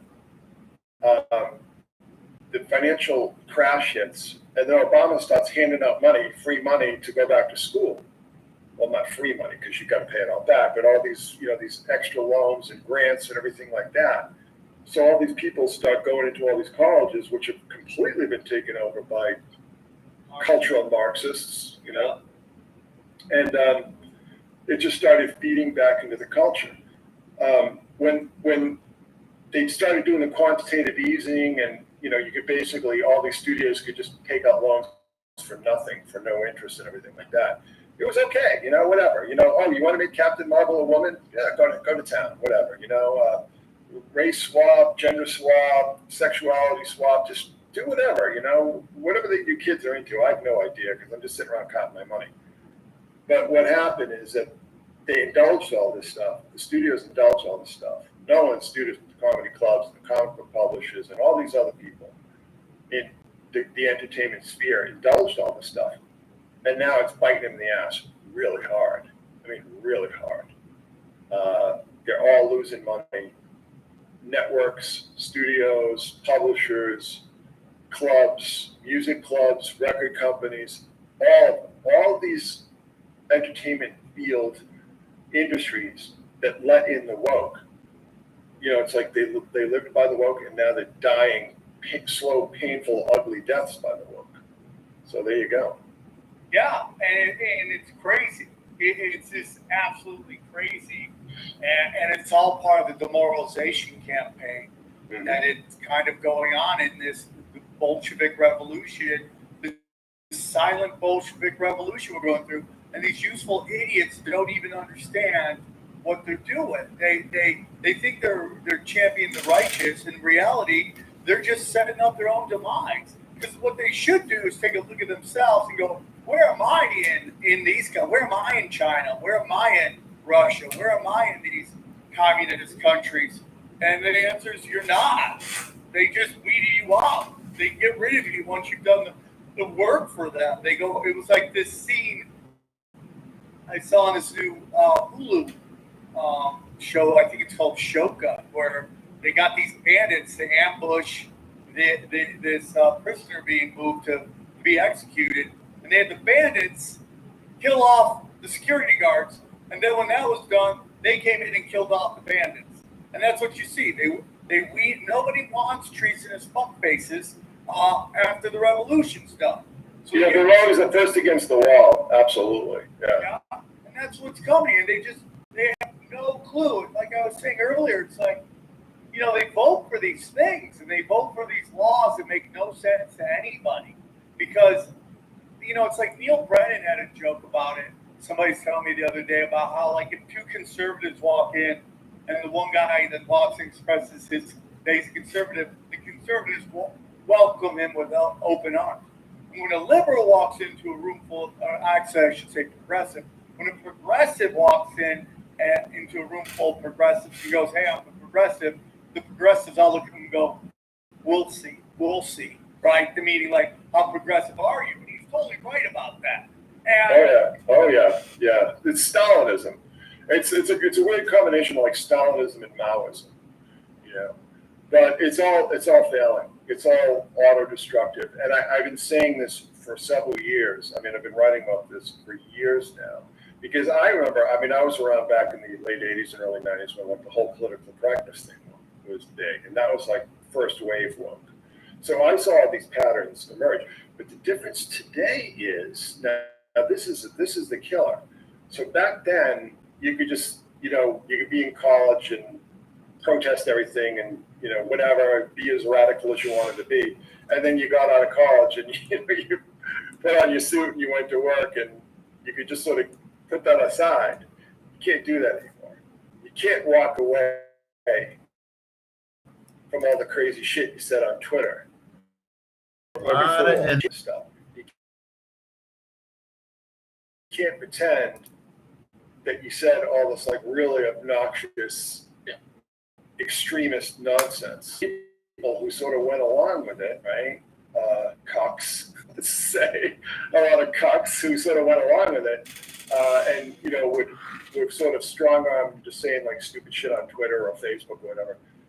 They're going to be called out on. They're not going to be able to walk away from that, and it's going to be a very interesting situation because all the money that was propping up this whole, soft Bolshevik counterculture or culture is all evaporating. And they're cutting all these big companies, all the big tech companies and Hollywood studios, they're getting rid of all these people. They get rid of all these like people who they hired back when they just wanted like some progressive cred. Yeah, they're all getting canned, and it's really breathtaking because when these people like, I was progressive number one, and when I was at Sarah Lawrence or some other school like that, Smith College, whatever, and then they go to Hollywood or they go to Silicon Valley and they get a nice gig, just doing nothing all day because they just want to fill seats and have DEI and ESG cred and everything like that. And all of a sudden, nobody's playing that game anymore. Where are these people going to go? What are they going to do? See, this is the thing. We are in a very interesting period in our society, in our culture, because all these things that there used to be like, not necessarily prohibitions against, but sort of like taboos against, because the people who put these taboos into place saw, 100 years ago or 50 years ago, however long years ago, that this is what it leads to. It leads to what we have now, which is just complete chaos and breakdown and, massive suicide rates, massive rates of clinical depression, zero birth rates, zero marriage rates, poverty, homelessness, drug addiction, all this stuff that we used to have guardrails against. All these millennials come in and go, we're smarter than everyone else. We are the, you know, we grew up in the 90s, which was like, believe me, that was the best time to ever be a kid, was in the 1990s, right? We are. Well, what do you mean by kid? I was in my 20s. Yeah. I loved it. I mean, the only problem with growing up when I grew up was that all the chicks were into what was the music on grunge? They were all grunge. So like all the hot chicks dressed like lesbian lumberjacks. That was literally the only downside to my youth. It was like Well, you're a Gen Xer, so I'm talking about like. He's talking about me. He's talking about Yeah, me. I'm talking about you and how old are you, Johnny? I'm 37 now. Yeah, so you're my first son's age now. So you guys had a great time, Right. We got the best toys, best movies. I mean, everything was like a wonderland for kids. There was a little bit of the outside, then you got the internet later. Like you lived the best of both worlds. Like we go ask me, like it was cool to tell you that I didn't have a phone at one time, and then tell you I have a phone now. Exactly. I know how to use it too. At the end of the day. Yes. But we were raised by this generation that grew up with Star Wars, so we got that as well as the more modern forms of entertainment. We're kind of a bridge generation, I think, especially with the art, the culture. And well, the thing is that for a lot of people in your cohort, this wonderland that they lived in as kids sort of gave them a distorted view of the way the world really is. So when all these kids who had, strength in numbers, particularly when they're forcing their way into Silicon Valley and Hollywood and all the rest of it, they could basically, and they were really good at networking and so on, secretly, surreptitious, sort of clandestine networking. They were great at imposing their wills on all these older people who, these boomers and Gen Xers were like, what the hell is going on? What are these people talking about? This is insanity. Why do we have to put up with this? Well, you had to put up with it because if you didn't, they would file a sexual harassment suit against you or something, or say you said something racist in the bathroom or something, whatever. They would just concoct something to get rid of you. And I saw this, even though I wasn't in the comic book industry per se, and the comic book industry isn't important to anybody, but I saw how this happened. I saw exactly how this happened. And they would just target some guy, early 40s, writer who had some hits back in the early 2000s, whatever. And I want his job. I'm going to get rid of him. Oh, he said something rude to me on an elevator. And since most of the guys who, work in comics are a bunch of fucking pussies, they let this all happen.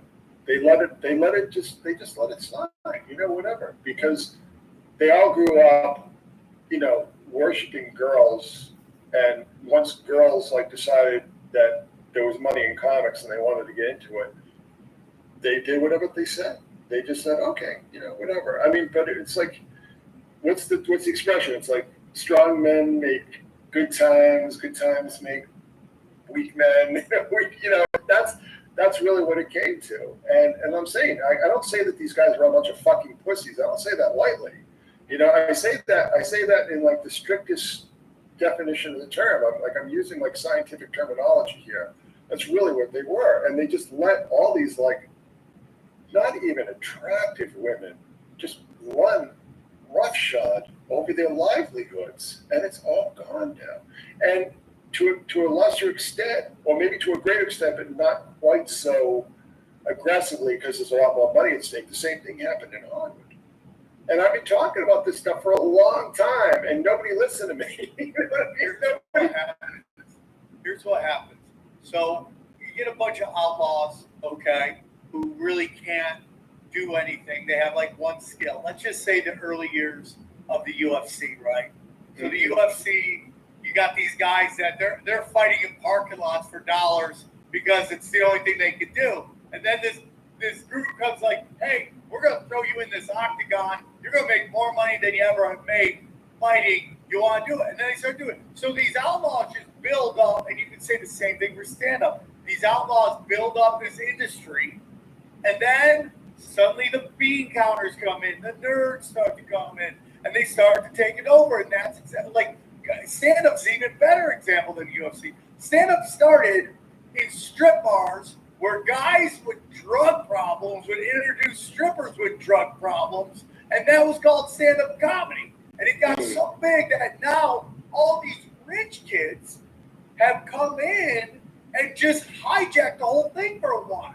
So that what you had for a while there was you had the industry and the talent, and they looked exactly like the same people. It was the exact same. If you think at the height of nerd comedy, and I'm talking, and everyone can push back on me, I don't give a fuck. But when The Office, Community, and Parks and Rec were on NBC, NBC was ranked 5th out of 4 networks. Telemundo or whatever, XG's parents watch. There's Telemundo. What's the other one? It's Telemundo, it's Azteca, and Galavisión. I think it's the other one. Jumped them. That's how bad it was. But they didn't care because nerds wanted to take care of nerds. And that's what happened. So the same thing in Hollywood. Now, let's say MTV. I know the man who started MTV was a white guy. And what happened Rob Pittman, right? Yeah. They didn't know his name. And they came in and they created this thing where rock and roll was, and then bang, it got culturally appropriated. And then it became this like super gay place. And they ran out all the guys who started it. And then it just implodes. So the outlaws start something, and then the rich kids come in, and they just annihilate it, and then they wait for the outlaws to start something else, and then they run over there and they annihilate that. You can't let that happen again, though. There has to be people, just the example of comics. They have, if they're going to start building up their own audience now and their own venues and everything, they have to, and I'm speaking to you, it's like you have to be really strict about this, and you have to be able to recognize when the rot is going to set in. I mean, at the first sign of it, you have to shut it down, because otherwise they will shut you down. I mean, so comics is really interesting. I was just watching Eddie Murphy Raw. Remember that? Yeah, and back in 1983, everybody I knew listened to that. I used to listen to that. I had it on an album. Okay, and I would just play it over and over again. But just think of like Eddie Murphy, Richard Pryor, Sam Kinison, Dice, just all these comics that were selling out Madison Square Garden. I mean, the hugest comics, man. Like, do you think any of these clubs today would book them? Like, if you had somebody come along doing like exactly what Dice was doing, like in 88, 89, would he get a booking anywhere except for at the dojo? You know what I'm saying? I mean, it just wouldn't happen. No, I'm with you. And the thing is, comedy, all this stuff, comedy, comic books, rock and roll movies, I mean, this stuff is supposed to be kind of wild. It's supposed to be for, people who are a little bit edgy and can't fit in anywhere else, And they totally destroyed all that. But they killed themselves. And on a higher plane, I mean, we're seeing the same thing in the government now. We're seeing the same thing in the military, which is really terrifying, because the military got rid of all the people who won't play along with the game, people who won't go along with the program. I mean, Obama got rid of all these officers wholesale and put in all these toadies. And look at the military now. I mean, it's, if it didn't have if our military didn't have all this equipment, this $1 billion, $1 trillion equipment, it would be just an absolute laughing stock. You know what I'm saying? Look what happened in Afghanistan. I mean, Iraq. I mean, really, the United States military hasn't fought a peer military since 1950s, early 1950s with Korea and China. It's all been these police actions, and we've gotten our asses chased out every single country: Vietnam, Iraq, Afghanistan. Where else? The only thing I have to say about that is I think what happened in all those is that the military industrial complex just got every drop of dollar out of it, and then the population said, "End this fucking war," because they were never meant to be won, in my humble opinion. They were never meant to be won. But you're totally right. We don't take on any militaries. It's like I said, we've come to discover that they have turned our military into stormtroopers for the elites, and that whenever they want their opium fields or whatever they're looking for, they somehow discovered that democracy is in peril, and they send our stormtroopers in the form of our sons and daughters to just basically terrorize brown people and steal their natural resources. You're 100% correct. Well, that's not even the first wave. The first wave is Z or Blackwater, whatever they're called now. DynCorp. Yeah. You know what I mean? Bechtel, Halliburton. It's all these huge defense contractors that have private armies. Those are the ones who go in and clear things out. And then, all the Army, Navy, Marines, and so on, non-special forces, militaries come in and, basically act as peacekeepers, after we've bombed the shit out of these people and killed their families and everything like that. It's a total catastrophe. But the point is that what I want to lead back to is I want to lead back with what's going on with Biden right now. So everybody knew that Biden, I remember watching this thing and Cory Booker, I think about it, Cory Booker and Kamala Harris were both like laughing at how stupid and senile Biden was and just saying like, this guy, can't string two thoughts together. But they didn't want, I think it was like Bernie and Elizabeth Warren were the front runners, and they didn't want them. I think Bernie is a fraud, to be honest with you. I think he's nothing what people think he is. Yeah, of course. But they needed this establishment figure, so they get senile old Joe Biden, this old gangster. Basically a guy who's just been wheeling and dealing since he drove into town. But now, his brains are gone. His son is a liability. And now the media is starting to finally notice that this guy, is sundowning, as the phrase goes. Is sundowning. You know what I mean? So it's really interesting because all these things are starting to come together, and this eclipse is happening. Right? This eclipse is happening. The second American eclipse, the first one is in 2017. And you remember, like, 2017, it was like Charlottesville and all these Antifa things. And what's going on here? I'm blurring out. It's fine. You're fine. I'm blurring out. So we had that whole thing, and that was like when the progressives were just completely insane, completely off their rockers. So you're totally right. So that's like an interesting juxtaposition here, because really what we're seeing is that the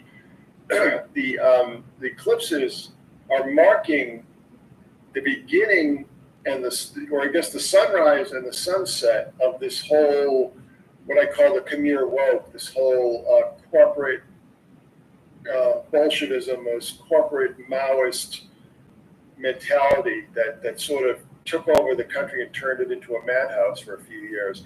But who has suffered for this? Seattle, Portland, Chicago, New York, Philadelphia, all the big jewels, and what used to be the jewels in the Democratic Party's crown, like these democratic cities, are all crime, financial crisis, the whole thing with the immigrants. These countries are these well, they are sort of like countries. They're sort of like city-states in their way. But all the jewels in the Democratic Party crown are getting a little tarnished, aren't they? And it's all because of decisions that they made in 2017. Trump's in, so we're just gonna completely lose our minds, just en masse, and just turn the country into a complete madhouse, a complete ungovernable madhouse. So, we'll just get rid of this guy. And they all thought that he was going to be out of office by the end of 2017, right? So and this is something that people are not pointing out, but this is the kind of stuff when you look at the synchronistic stuff, and then you look at the geopolitical stuff and the real politics stuff, you can start to make interesting connections like this. So these, like I said, these eclipses are marking the sunrise and the sunset of this neo-Obamoid, whatever you want to call it. Any name is suitable, right? But this, like, just the Democratic Party, the progressives, the left, just completely going insane. And this year, especially around this time, we're starting to see we saw the pushback with Bud Light last year. We saw the pushback with Target last year. And what did that follow? People forget that the whole Bud Light thing sort of popped up, and it was just like, oh God, another demoralization tactic, right? And then it blew up. What happened in between? Well, that shooting in Nashville. Do you remember that? At the Christian school, a trans kid went in and shot those people. I said that day, that night, I said, this is the end of it. People don't realize it right now. They can't quite recognize it because these things take time to play out. But I said, this is the end of it. This is when people go, okay, stop.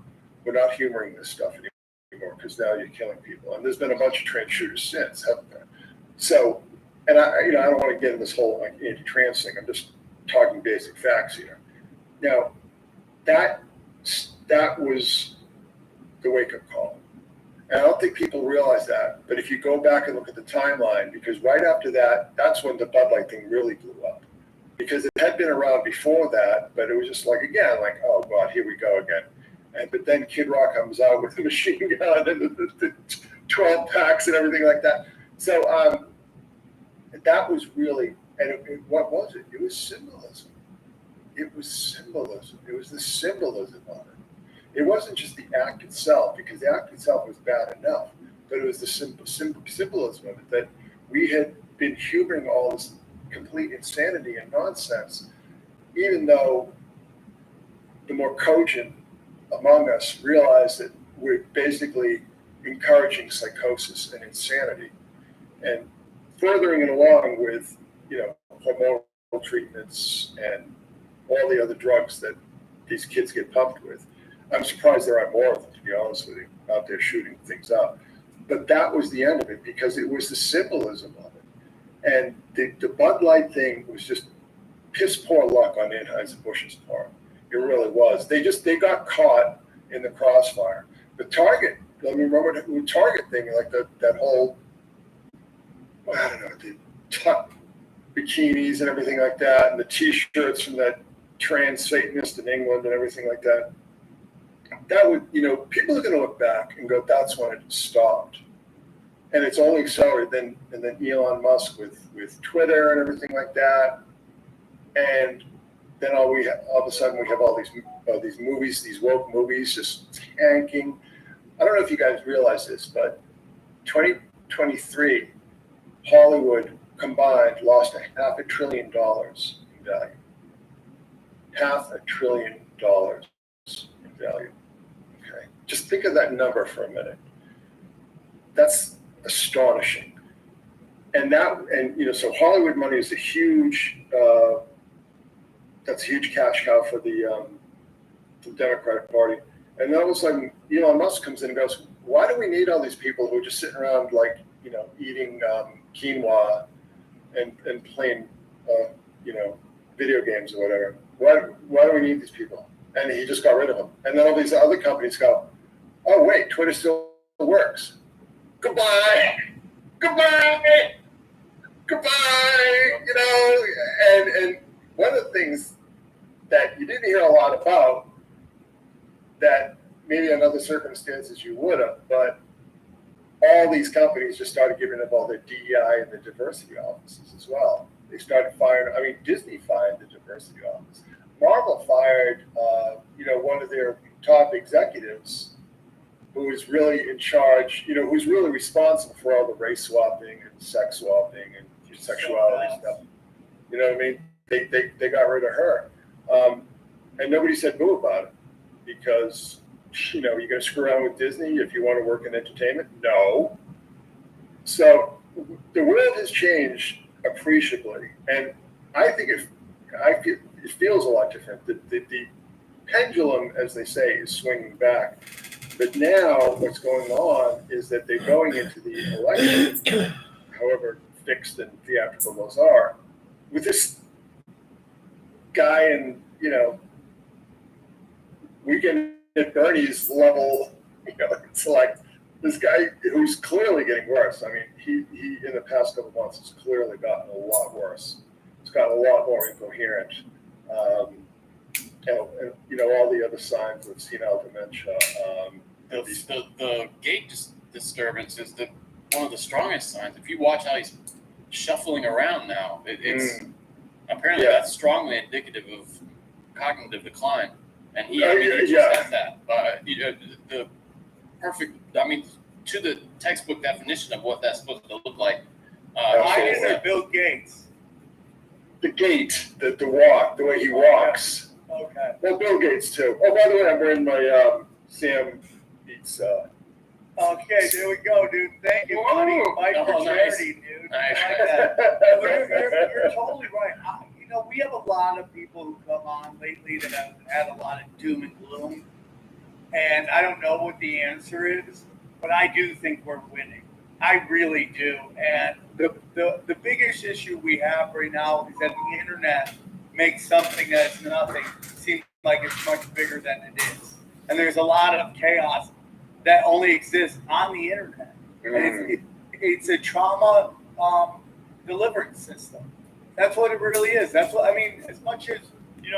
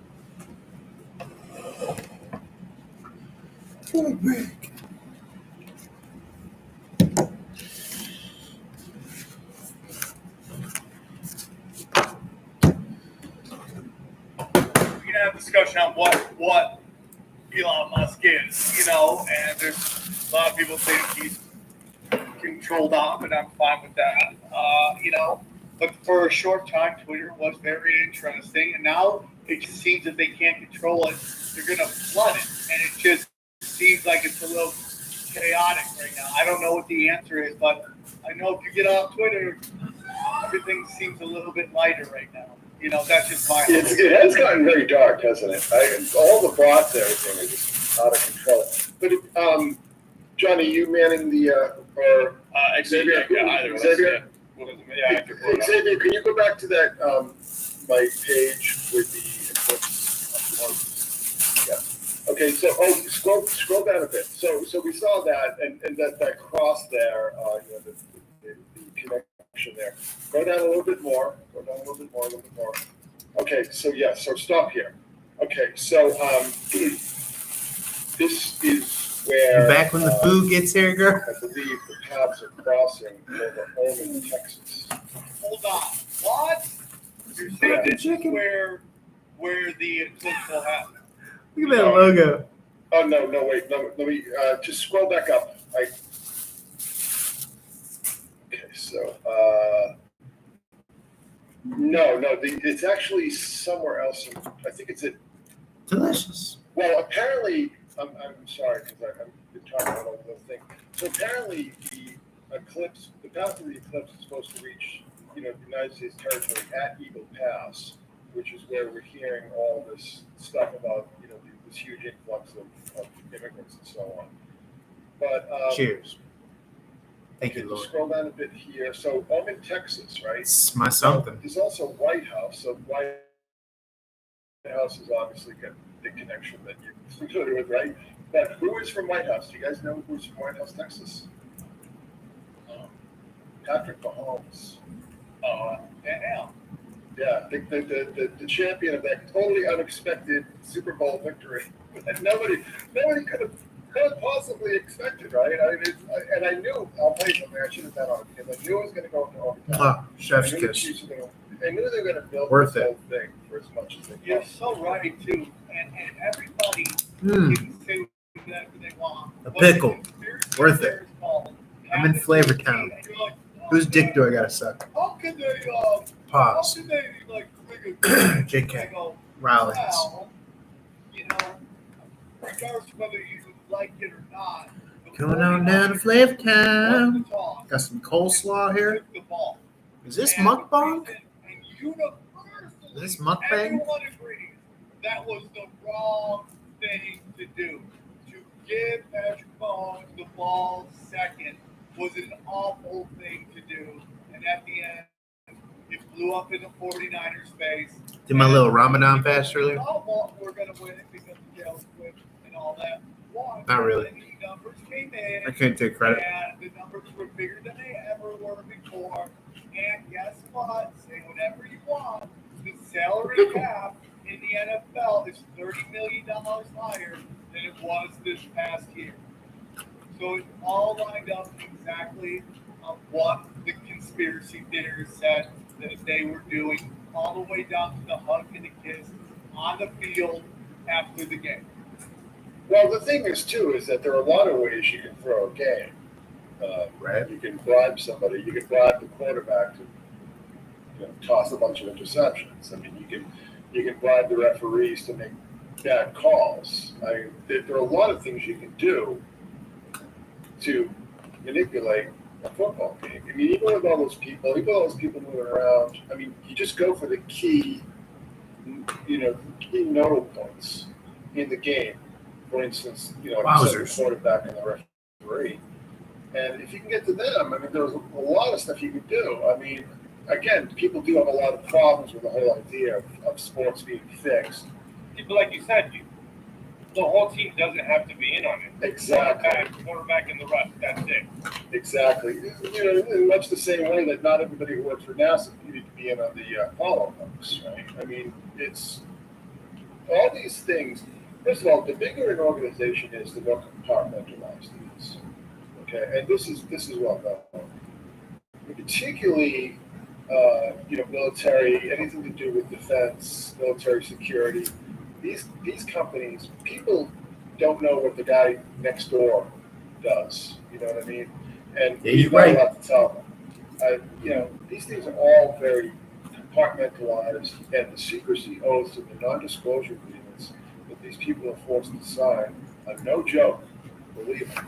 people go, well, why somebody would have blown the whistle. Somebody would have blown the whistle. Well, yeah, they would have blown the whistle if they wanted their lives destroyed at best, or maybe just have their family killed or whatever. I mean, there are all these things that can encourage somebody to Then keep they show you, silent. and then they show you Bob Lazar. Like, you want to be Bob Lazar? He's talking to I Bob was up to Lazar. be wrong, but here's the thing, guys. It's 100% like there's this wide receiver for the Minnesota Vikings. All he does is throw up like Illuminati symbolism all the time. Every time he's in video, he's throwing it up. I saw this animation where it's basically like they can promote you, and then when they call it the favor, you gotta do it, or you're like you said, Chris. They make threats on everything. They control everything. But they don't even see. This is the thing. I don't think they even need to. I think most people understand the consequences of not going along. Another thing I want to bring up, getting back to the whole thing with Diddy, is that do you remember when back like mid 2000s, late 2000s, Bad Bunny you baby. had all the stuff with Jay-Z and Rockefeller, and you had all this symbolism in particularly in hip hop, but also some of the R&B pop stuff. All this occult, everybody knows it. All this, the checkerboards and all this Masonic stuff. What I think that was, and I actually wrote about it at the time, is that I think that was about recruitment for Prince Hall Freemasonry. Okay, now Prince Hall Freemasonry, if you're not familiar with what that is, it started during the Revolutionary War, and it was for black soldiers in the Revolutionary Army. And it's been very prominent and very influential in politics, religion. I think people like Jesse Jackson and a lot of black leaders and so on, people in the community, are Prince Hall Freemasons, right? Now the thing is that you get these people in that system, you get these people in these lodges and everything, and there's so many ways to manipulate. There's so many ways to get to them. First of all, you don't want to be tossed out of the club, right? You don't want to, at the very least, you don't want people who financial advice. I mean, all these kind of things. You don't want these people to shut you out of their lives because you know how steep the drop off is. And this is what people were talking about in the 90s, where like the middle ground started to vanish and everything became like, destitution and homelessness or superstardom. This is what we started to see emerge back in the 90s. And like, you don't want to be on the wrong side of that wall. Believe me. You know what I mean? You don't want, and if you piss off the guys out of the lodge, like talking out of turn, not like, if you're a boxer or something, not taking a dive when somebody was betting on you to take a dive, or, not throwing a bunch of interceptions, and everybody's betting on you to win. You know what I'm saying? It's like, if you go against that, at the very, very least, it's basically exile. You're basically exiled. But like I said, they can just take everything away from you. And the interesting thing about this, getting back to the whole eclipse thing, which I just see as very momentous. I see this as very momentous. Just watch. It's going to just come and go without incident. But to me, I feel like they're building up to it. And I think, I don't want to say anything that's going to get anybody in trouble, but I think that there are a lot of people who would feel much better about the elections if they weren't going into them with a very, very senile and frail old man at the head. Oh, yeah. I mean, some people don't even think there's going to be an election. It's going to be so much chaos. Well, we'll see. I mean, there are a lot of people who didn't think we'd really have an election in 2020, do they? I didn't think we were going to have an election in 2020 because we saw, started to see like them setting up fences around the White House and around the Capitol building, and then all that January 6th nonsense. It looked like a dystopian hellhole. You know what I'm saying? It was really frightening. Plus all the lockdowns. I don't know if they can get away with the lockdowns again. Hey Chris, if Biden isn't gonna run, who do you see running? Who are they putting up? Well, that's a good question. There's a lot of talk. About Gavin Newsom. Now, Gavin Newsom is an interesting guy because he's the Getty family's boy. And the Gettys, you know, I've been really sort of poking Really? at the Gettys because they are a lot more interesting than people give them credit for. This motherfucker got There's an argument to be made information. that they are the real, you know, Californian empire. I mean, we'll see. But, you know, so it's the Gettys, the Pelosi's, the Newsoms, the Browns, you know, these families, these kind of ruling class families are all very tight. They're all very interconnected. They all, you know, like Nancy Pelosi officiated at Ivy Getty's wedding.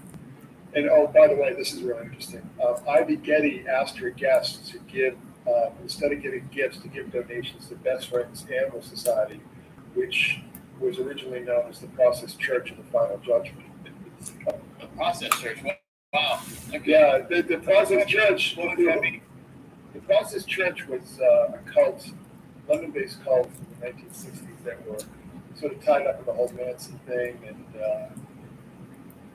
tied up in a lot of very nasty business. They were sort of like a cult that they had like this quadrinity. It was like God, Jesus, Lucifer, and Satan.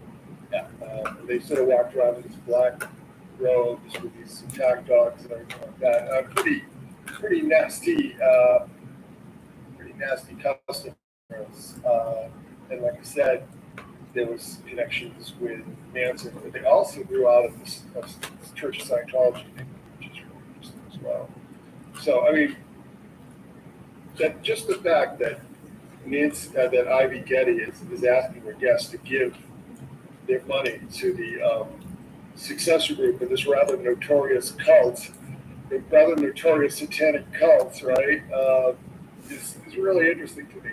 Plus the fact that the Gettys had patronized Kenneth Anger when he made Lucifer Rising. They gave him the money for that. There's a lot of stories about what's underneath the Getty Museum. You guys are all down in LA, right? Yeah. Yeah, so there's a lot of stories about that. It's just really, really interesting. But, you know, Gavin Newsom, I kind of have my doubts about that because he's just so obviously evil and so obviously sociopathic. Really? I mean, everybody sees it and they just think of Patrick Bateman, right, from American Psycho. I don't think that he's the strongest candidate. What I was reading recently is that they're kind of like, well, we're gonna just have to like throw a Hail Mary pass and like Kamala, you know, because she's next in line. And That's as good as punting. That's as good as punting. Yeah, Dude, they're I think only it's hope. I mean, it's either going to be Gavin or Big Mike. No, those are their only two hopes. No. Big Mike said that she's not going to get involved. She actually put out. Well, here's the dark horse.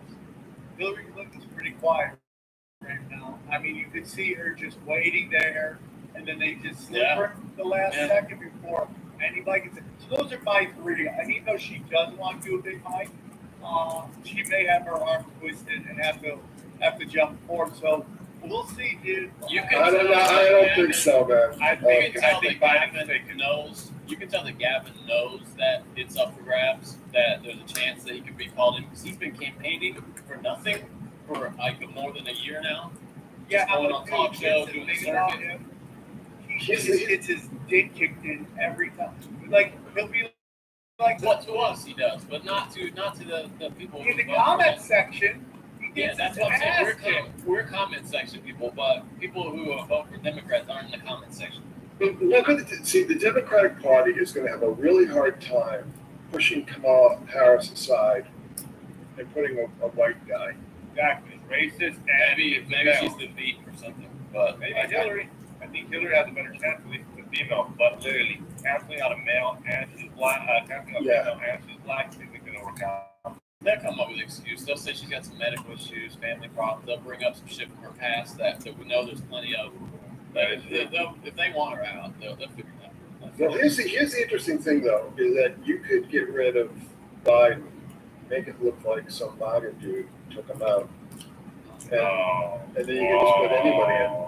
You're so right. Like a MAGA killed Biden. Now you can't vote for Trump at all. If they were going to do that, don't you think they would have done that a while ago so that she gets that incumbency benefit, from having? Hey, dude, I mean, we're still 8 months away from the election. That's a okay. long, It would be soon. yes, in politics, that's an eternity. It'd have to be soon. To get it all depends. I mean, listen, there's so many little brush fires that could explode. Gaza, Ukraine. Boy, it does feel like pre-World War I. You always hear about. Well, a lot of people think that World War III is. I mean, I'm hearing this a lot. I've been saying this for a long time, and now I'm hearing a lot of people in the mainstream media saying that. Yeah, I mean, World War III is happening. It's just not what it isn't like this massive nuclear exchange like everybody assumed it was going to be in the 80s and so on.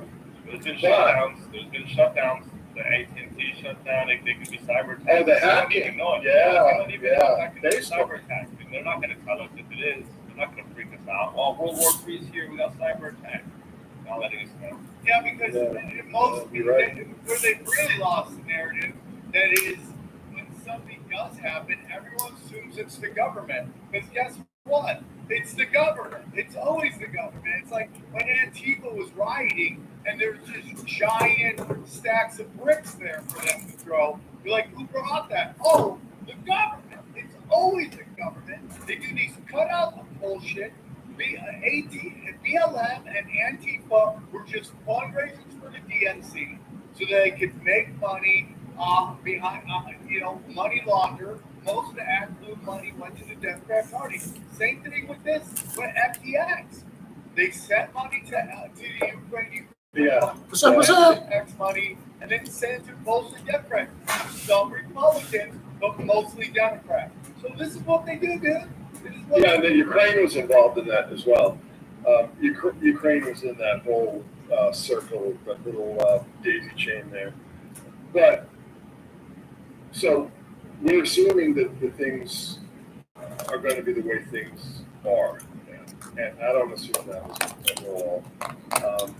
I do think there are a lot of people that just don't want Biden. Everyone. I'm very nervous. There ain't no one there. The down-ticket prospects and everything. But also, I mean, the culture is shifting. But It's just there's a culture shift. That was good. I just got done eating. But have you guys noticed how many freaks there are out there? And I just mean like people who just don't look normal. People who look genetically modified. Have you noticed that? I put this thing up on Twitter. And it was a picture of Danny DeVito from the Penguin in this little round pants.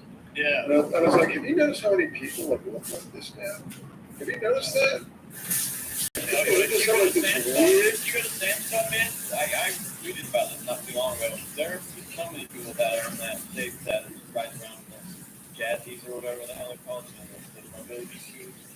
A bunch of weird little short people that are. It's like some people look different today. Like people look shorter. Just type in Batman Returns, Danny DeVito. Penguin. There you go. That was delicious. Like this. Thank you, Lord. There's one of him Like those spindly legs and like kind of hunchback and just like this weird. I've seen this weird physiology like all over the place now. And just people just look strange. What's funny is females are starting to look like that too. Yeah, that's what I'm saying. Mexicans are super hot.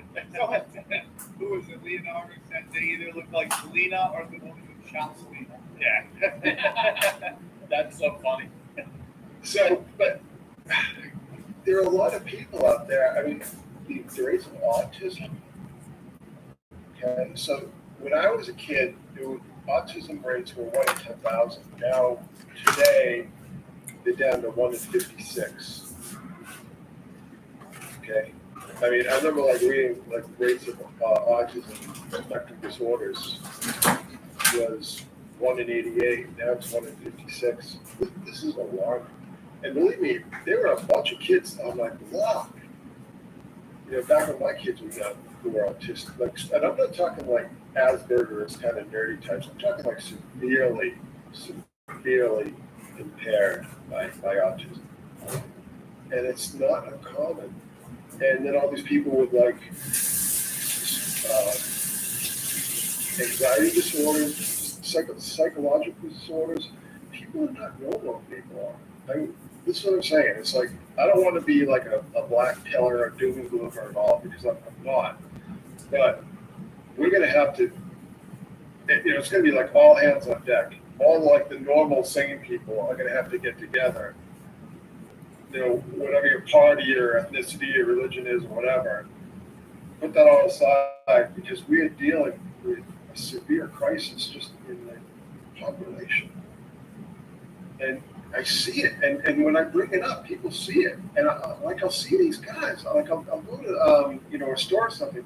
I'll see these guys like working these jobs that all look like people I'd see at like science fiction conventions back in the early '80s. Like overweight, long hair, or bald heads with like long hair in the back and like really thick glasses. Like, what is happening to us? All that all focus. Yeah, that's believe me, that's being charitable. Something is happening with the basic physiology of people. And like I'm seeing a lot of people like this, like a lot of particularly young people like are hunched over.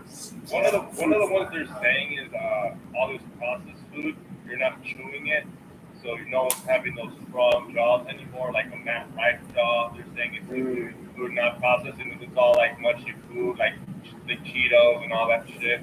So you're not like a piece of steak. That kind of like if you don't eat steak all the time, I can think oh this is tough. It's tough because you don't eat it all the time. Jen, how do I get rid of fruit flies?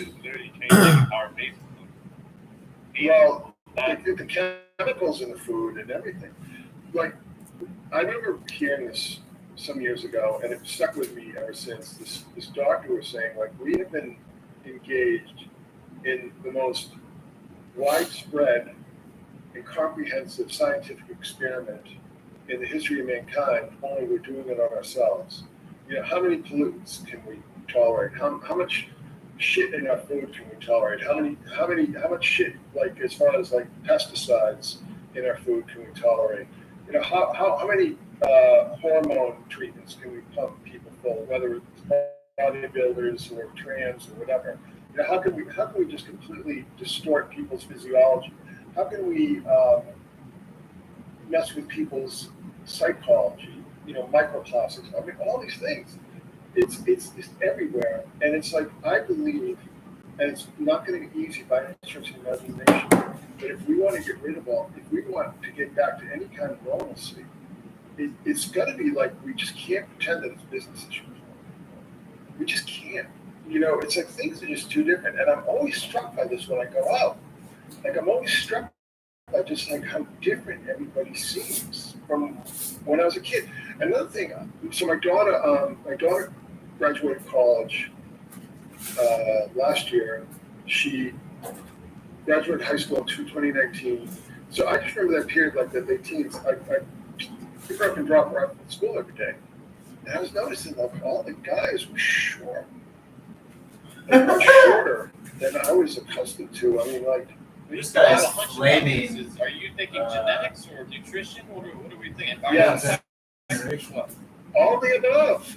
I'm serious. All of the North above. Korea and South Korea. It's one of the great natural case studies. Is that you have these North Koreans who are 3-4 inches shorter on average than South Koreans, genetically identical, but their diet, nutrition is so shitty in the north that they're tiny little people. Absolutely. So it's entirely Every time I hear this, I get weirded out because my kids won't eat. No matter what I tell them to eat, they won't eat.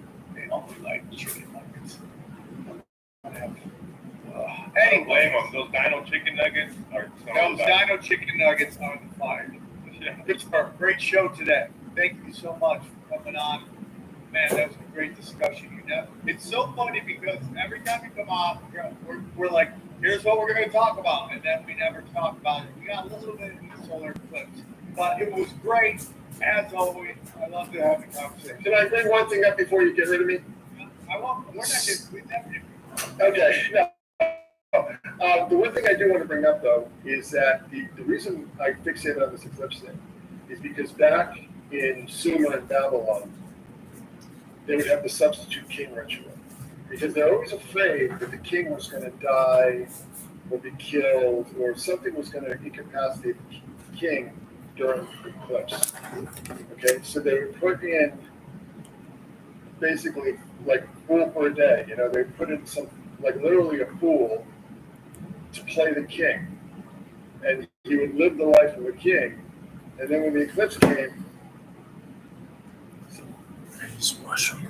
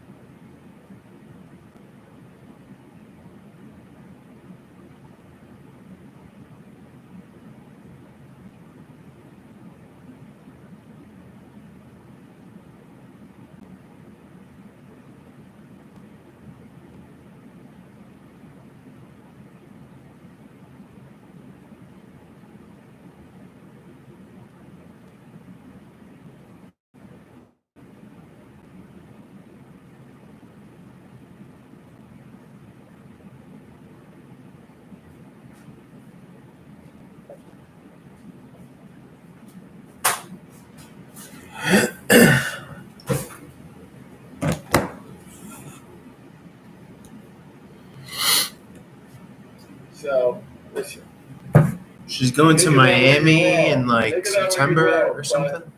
I have spent Egypt. at least the past 8 years looking at this, the rituals that they would have in Babylon and Greece and Rome and Egypt and so on and so forth, suddenly being restaged in our time, you know what I mean, in our modern era. So this is what I'm saying. You have this combination of a party that is very nervous about running this band clearly faded very quickly, and the eclipse. And believe me, these people, if they're not outright sorcerers, are certainly very superstitious. Certainly, baseball players are very superstitious. You know, they're like people who, you know, are running militaries. You know what I'm saying? So it's very interesting times, but there are a lot of reasons to be optimistic. But I think that, you know, people are going to have to start coalescing. You know, people have to start forming, not, you know, particularly movements or whatever, because you always have to be afraid or you're wary of infiltration and subversion. Anytime you set something up, you know, you put a sign on the door and say, "This is who we are," they go after you. And believe me, these people, they can't run a military and they can't seem to run an economy, but believe me, they can subvert and destroy you. You know, once they can take a target on you. You know what I'm saying? So it's like, I think that the future movement that's going to restore sanity and humanity is going to have to necessarily be almost like invisible. By invisible, I mean like doesn't pin labels on themselves. If that makes sense. You know, doesn't identify a certain way, but just exists in opposition to the status quo. Because I think every person has to exist in opposition to the status quo at this point in time. Because we're seeing, if nothing else, what's happening to our children. So there we go. I'm with you, dude. I think that's a big thing. We have to get back to some, you know, it's like we need to get back to some semblance of what we used to have, and that was social contracts, social understandings. Mm-hmm. Going viral has changed that. You know, be my authentic, like, you know, respect my brother, all that stuff. The most you get is that you get to live your life the way you want to when you're at home. When you're out and about, we agree to the social contract, leave everybody alone, let them do their own thing. Don't bother them.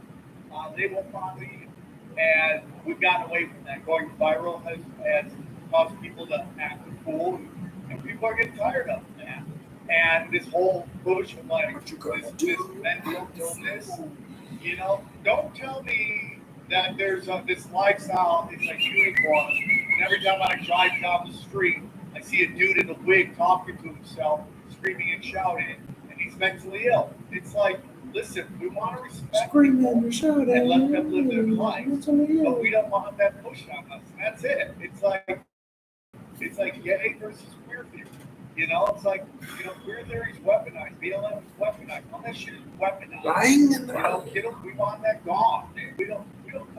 Most people today don't care what you do with consenting adults. They just don't want to hear about it. Yes. And then hear about it, and hear about it, and hear about it, and hear about it. Leave us the fuck alone, dude. That's it. Christopher, always a pleasure. One more time, tell them where they can find you. secretsun.blogspot.com. It'll send you where you need to be. All my other locations and projects Send and location. enterprises can be found there. Okay, let's not go this long without talking. You know, we always love having you on the show. Oh, it's always a pleasure. Interesting. Please go Always back a pleasure. and, This yeah, we always motherfucker enjoy dropped it. information. Let's get into this. Let's break down the show. All right, let's get into it. What do you guys think? As always, personally, I love Christopher Knowles, and it's always a great conversation. And whenever you see Christopher Knowles' name, you know we're going to have a 2-hour discussion. Yeah. And He's a smart guy too. Damn smart. He got. I was gonna say he got me thinking. I was all excited for the eclipse with Grand America. Now I don't want the eclipse to come here. They might be. You don't want to go there, bro, and hang out? I don't know. We gotta. That's made me want to go more. What's happening? I don't think it's gonna be happening there. I think the shit will be in DC or in LA. I think we're more likely to get fucked here in LA than we are. Yeah, I mean, like, but don't you guys remember the riots? They were, listen, as you know, there were riots near our studio, so that was scary. And like, for some reason, the Lord decided to not have them come into where we have our studio. It was Thank the God. Lord. It was the Lord. It was the Lord. So, but you know, it's like just super interesting where the riots happen and all that stuff. You know, we'll see. You know, they're gonna frame it up, dude.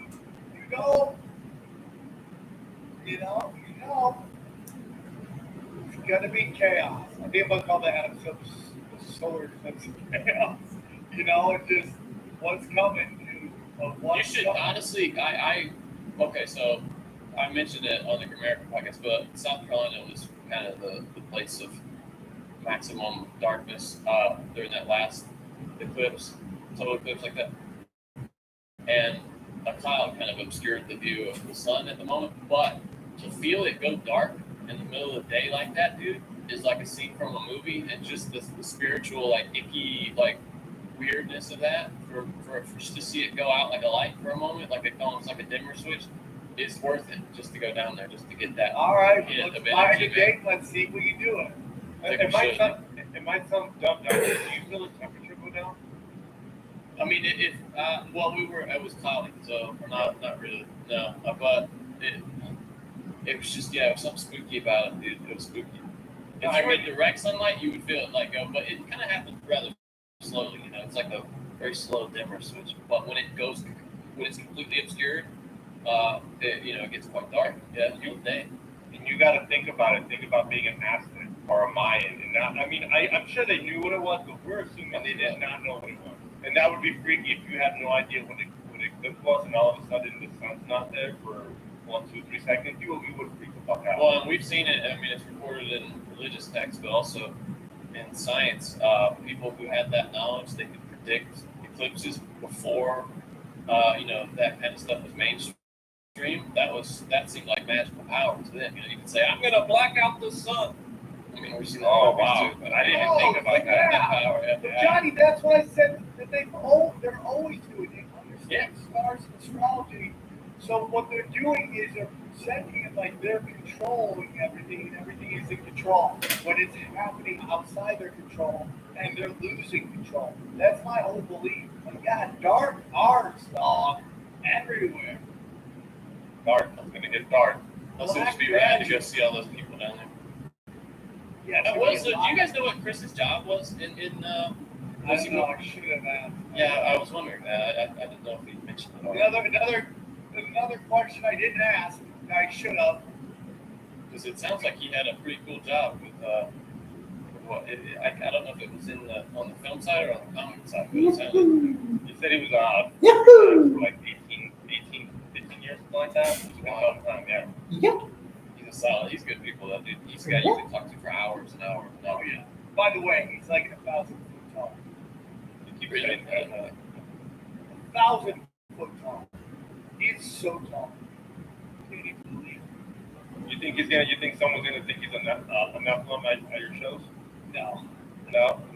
But he's one of those guys that are unusually tall. Even taller than Mark. Mark's pretty tall too. Mark is like 6'4". You know? Yeah. Mark looked up. He's a tall fella. Mark is that's what it is. Oh, tall for I thought it was a great episode. I think it was, it blew my mind about the eclipse and all that chaos going on. Because that's energy, dude.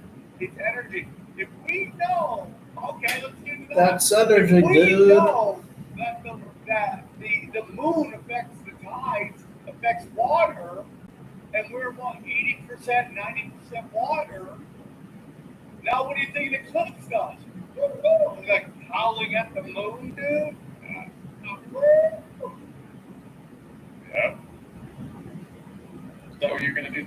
What's that noise against that? What if I just go down and embarrass you? And I just embarrass you? Why not? Yeah, you get even Yeah. Wow. They just get getting hairier. Yeah. And my max. What just run off into the woods and we never see Yeah. it again. And then my pants, like, I grow huge, but for some reason I still have shorts on, like the Hulk. There's Like sightings. everything else gets shredded on my pants, so you can see my giant stick. There's sightings of you in West Hollywood.